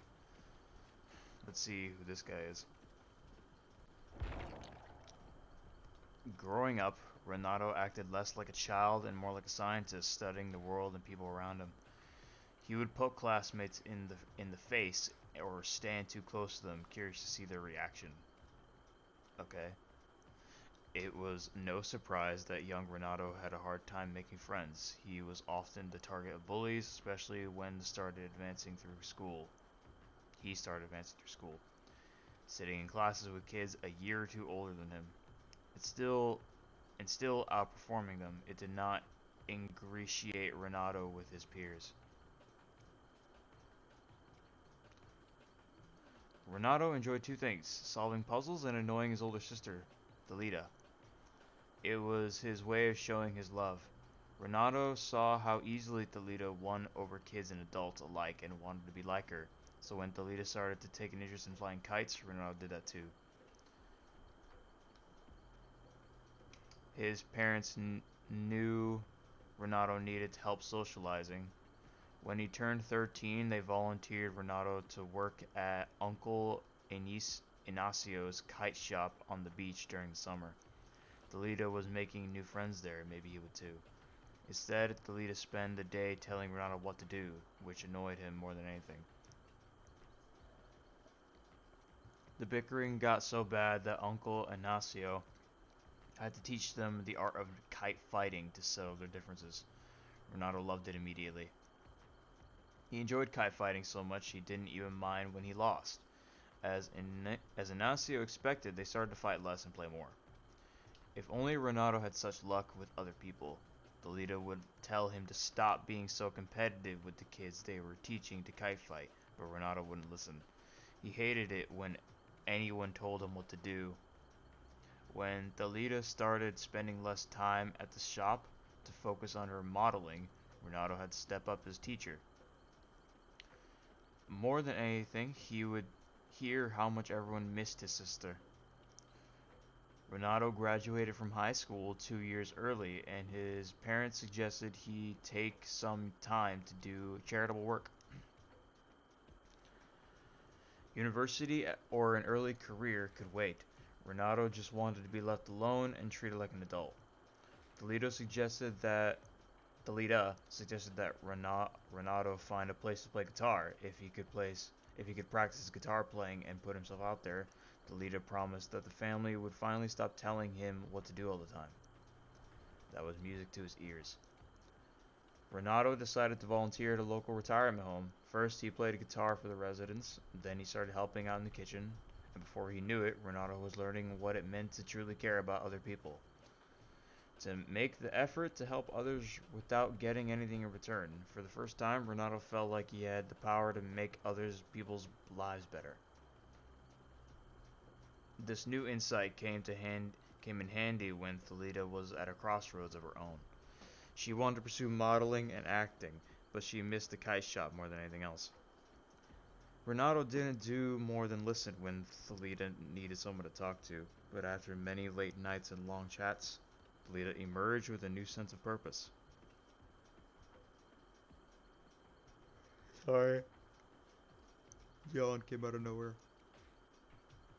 When Thalita approached him to be a partner in a new venture, a kite fighting shop called Fun Kites Rio, Renato accepted immediately.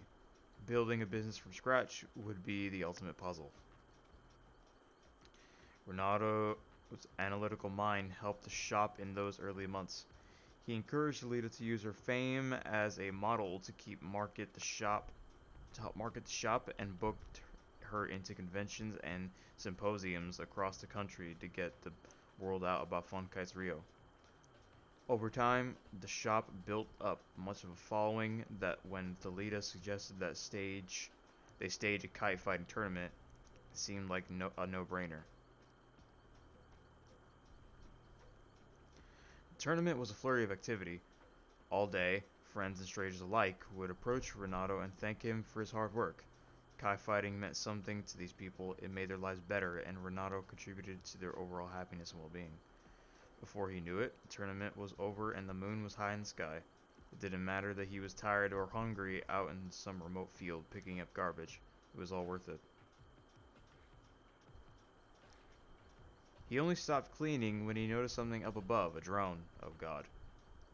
It made him think of the games he played with the leader growing up, using their kites to take down remote airplanes, kites of people on the beach they didn't like, and so on. Delita must have been thinking the same thing. She challenged him to see who could take down the drone. Another chance to show up his sister. The perfect end to the perfect day. But no, this was a mistake. Renato felt a chill. He tried to stop Thalita, but she was already cheering. The drone ate up her kite and began its crooked, smoking descent into the forest. They were in trouble. It was only when he ran for the forest that Thalita sobered up and followed. It didn't take long to find the drone embedded in a tree, kite dangling from its dead rotor blades.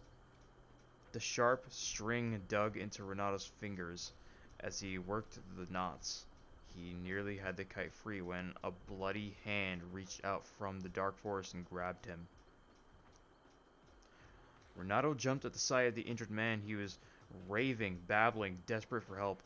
Renato put his hands out to keep the man from falling, but it was already too late. Two blades sliced through the man and along Renato's arm. There was no time to look down at the wound.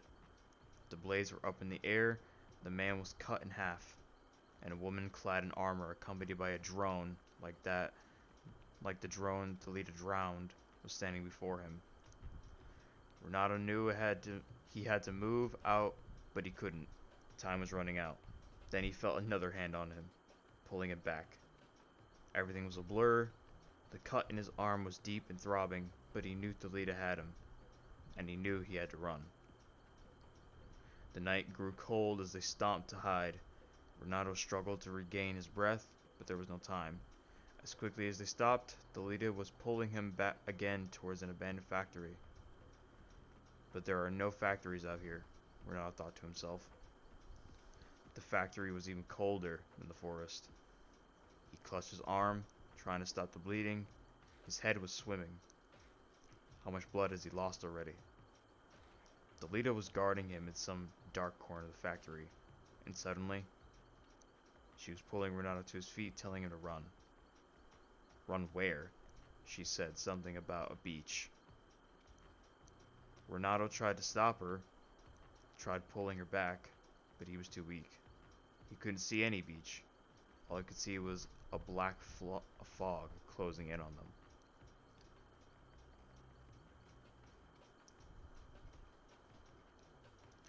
Alright, so he seems a bit basic in terms of like backstory. I suspect some autism in him, but who knows?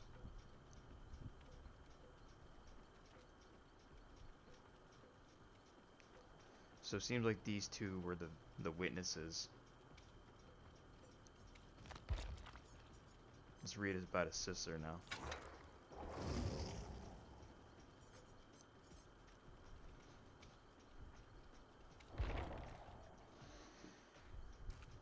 If you were to ask the Lita Lyra would tell you If you were to ask, the Rita Lyra would tell you that what she wanted in life more than anything was to bring people together. Whether it was her father selling out clubs for the latest fluoro band he'd signed, or her mother showing off Botafogo Lapa and Ipanema, I can't read these words, to groups of tourists from around the world. Delita loved seeing people come together to share their passion for meaningful connections. As a teenager, Delita found her community through kite fighting. Her uncle Ignacio taught Delita and her younger brother Renato to settle their petty squabbles through making kites and flying them into each other until someone's string is cut and a winner is decided. Delita and Renato would spend their summers in Ignacio's beachfront kite shop, working in the mornings and fighting kites in the afternoon. Their antics caught the attention of kids and adults alike, and it wasn't long before Delita started teaching kite fighting at the shop. Eager to connect with even more people, Delita would film these fights and then post them online. Free publicity, she told her uncle. Little did Delita know that her kite fighting videos would be her ticket to stardom. Videos that featured her and her commentary would get more hits, with viewers commenting on Delita's kite fighting insights and her charm. The videos even caught the eye of a modeling agent. Before she knew it, Delita was booking photo shoots for print ads and appearing in commercials. She loved the work and knew it wouldn't be long before she could transition to acting. Then she would be a capital F famous. She would be capital F famous. Okay, that's a line. Like the stars of the telenovelas she watched growing up. Her community would span all of Brazil and maybe even beyond. But it was not to be. Little by little, modeling took Delita further from the kite shop. First, she had to give up playing to let the nicks on her hands heal. Then she had to spend her days networking, schmoozing, and lining up gigs well in advance. By the time Delita graduated high school, her agent was eager to get her even more work, which meant even less time at the kite shop. At this hard work and dedication will be worth it, she told herself. Years passed in a flurry. Delita was burnt out and sick of the awkward stares and lingering glances from strangers. Fame, it seemed, was not as glamorous as she thought it would be. Late nights talking with Renato helped her realize that it was she was missing. What she was missing. Connection. Genuine connection with like-minded people. That is how her father and mother drew people to them, and kite fighting was what connected Thalita to others. Within a few short months, Thalita had quit modeling, used her money to open her own shop, with Anicia's blessing, of course, and brought Renato on as her business partner. I'm reading like a fifth grader today, gosh. Fun Kites Rio became the premier destination for kite fighting materials, and Thalita's fame helped attract even more people to the hobby. It was a great start, but Thalita, as always, wanted to reach even more people. Fun Kites Rio first tournament was a success, drawing hundreds of participants to the outskirts of Rio to watch dozens upon dozens of kites dance in the sky. In between socializing with old and new friends, helping at the concession stands, and even playing a match or two, Lita found a few moments to cry happy tears by herself. She had done it. This was exactly the community she wanted to create. By the time the sun set and the tournament came to a close, the field was covered in litter. Delita and Renato stayed behind to clean up. The full moon was high in the sky when Renato noticed something, a strange drone floating over the field. Floating. Delita's Delita's mischievous childhood self came roaring back. Time for a challenge. A race to take down the drone. Renato couldn't help but accept. In the end, Delita's kite was the one to get caught in the drone's rotor blades. She cheered as Renato watched the thing sputter into the forest, leaving a trail of smoke in its wake. Talita didn't want to look for the fallen drone. She was happy to leave her kite behind, but Renato walked off to the trees on his own. Talita couldn't let her brother wander the dark forest by himself. Deep in the woods, Renato found more than just the drone. Delita heard a scream and watched as a man drenched in blood emerged from the forest. He grabbed her brother, desperate for help, but it was already too late. Delita nearly screamed as the man split in two, and a woman stepped forward, covered in high-tech hunting gear. Why wasn't Renato moving? She grabbed her brother and ran. Another drone floated overhead, like the one she had downed with her kite.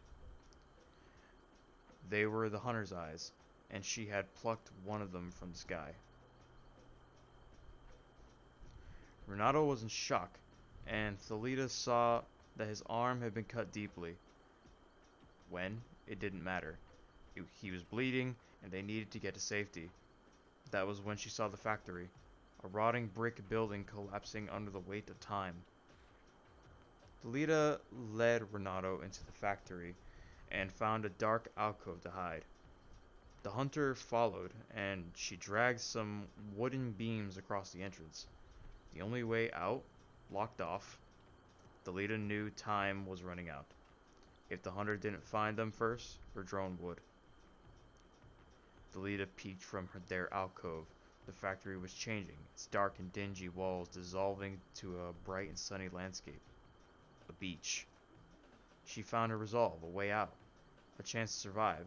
All she had to do was run. Thalita put her arm around Renato and pulled him to his feet. She thought she heard Renato telling her to stop, but she ignored him. This was her chance. They ran along the beach, leaving the hunter behind, kicking up warm sand with each stride. The leader never stopped running, not even when the sand turned to swirling black fog.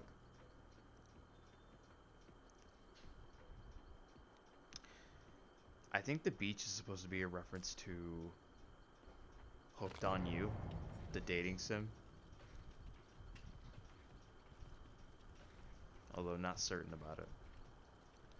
So it just seems like these guys were just wrong place, wrong time. These are just like inserts to the killer story.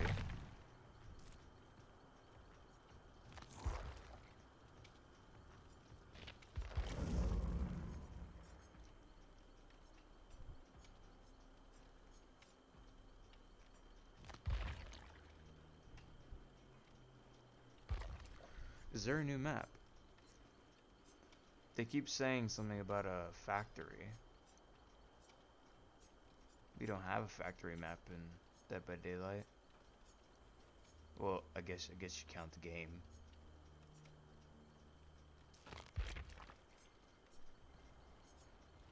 Oh, and Macmillan's Stay, I guess. Red Shop. Shelter Woods.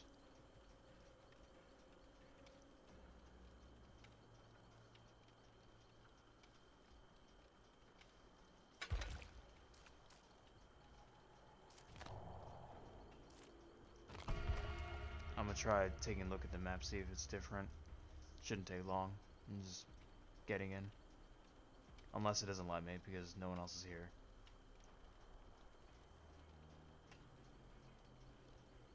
Nope, no, it's not gonna let me. It's stupid. Alright, well,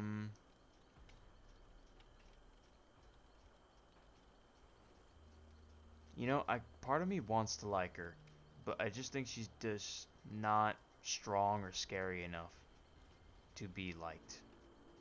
I'm a little bit underwhelmed.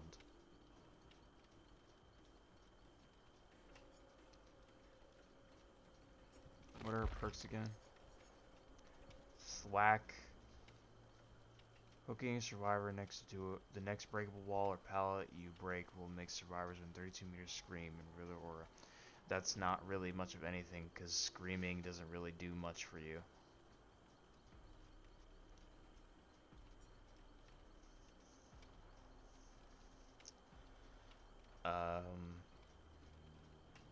Getting haste after breaking something.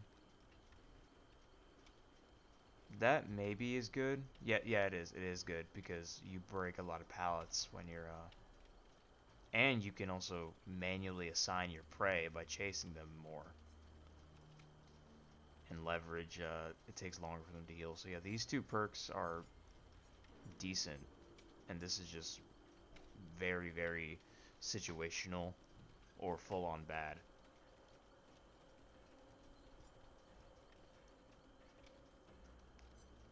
Uh, the claw trap needs to be more controllable, and the drone just needs to be more dangerous to be in. I do like her concept though. I always did like the idea of a mechanical killer.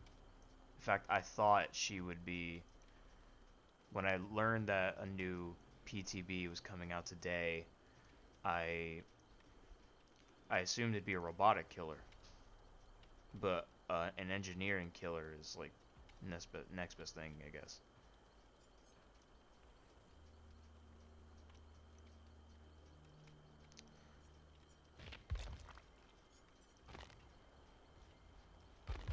As for the girl and guy,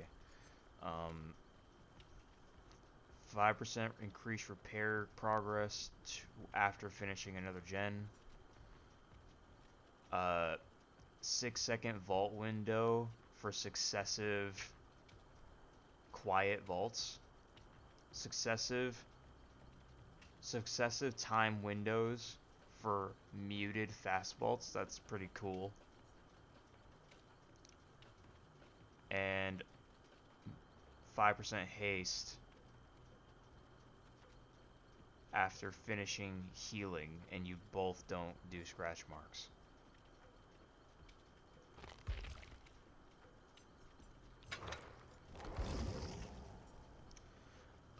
Blood rush. While healthy, running, and suffering from exhaustion, press the active ability button to lose a health state and recover from exhaustion instantly. So you turn off your exhaustion, but you gain broken instead. And then that will repair itself over a period of 20 seconds. That's pretty good. Background player, you do gain 150% speed after unhooking someone, but this gives you exhaustion. So a power to turn off exhaustion and an exhaustion perk. Collective stealth. Whenever someone finishes healing you and you stay within 12 meters, you don't do scratch marks, I think. Yeah, no scratch marks. I can tell they're trying to do some synergy with this perk and the other one. Like, I guess these new teamwork perks are gonna be ones that are meant to go together.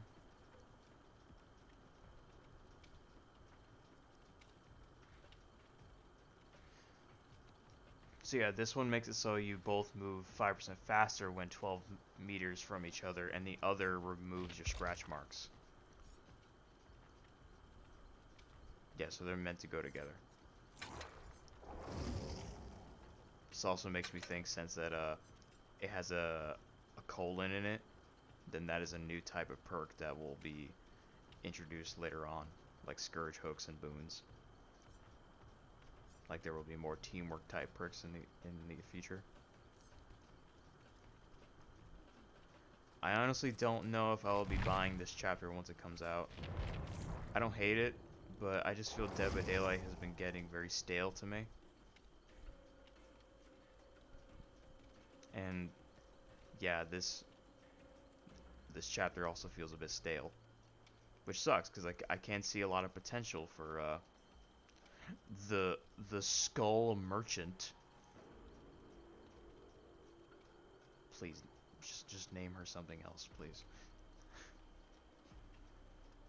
The engineer, the mechanic, the torturer, the huntswoman.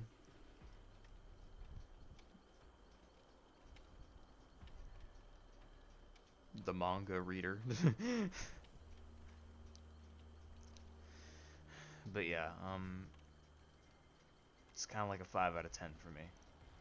I thought these mechanical statues were gonna play more into her power too, because it was also in the trailer that I watched a bit. I don't know. It's just a big to me. I am excited to see more other people create content for her, like, oh, she's actually really good if you do this with her and stuff like that, and not starve his eventual his opinions. It'll be fun to see people talk about her, but for now, I'm not really that excited. Which sucks because I feel like it's been forever since we got some new content. The Night came out in like what, November? Well, I guess that isn't too long, 3 months, but it feels like a long time. Maybe because like these last couple of chapters haven't really been that interesting to me. The last one I remember being very, very excited about was Pinhead and a little bit Dredge. I liked Night when he I like Night. I like the aesthetic of like a haunting, ghostly knight in armor. But I couldn't help but think it was also a tad bit underwhelming. I love the aesthetics, but just mechanically, they just need to do a little more. They really need to do a little more, in my opinion.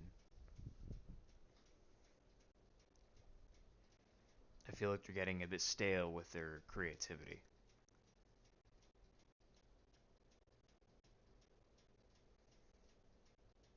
But yeah, that's it from me. If you're watching this in the future, thank you for watching. And I gotta get back to working for D&D. This was a fun little break. Alright, see ya. Have a wonderful day.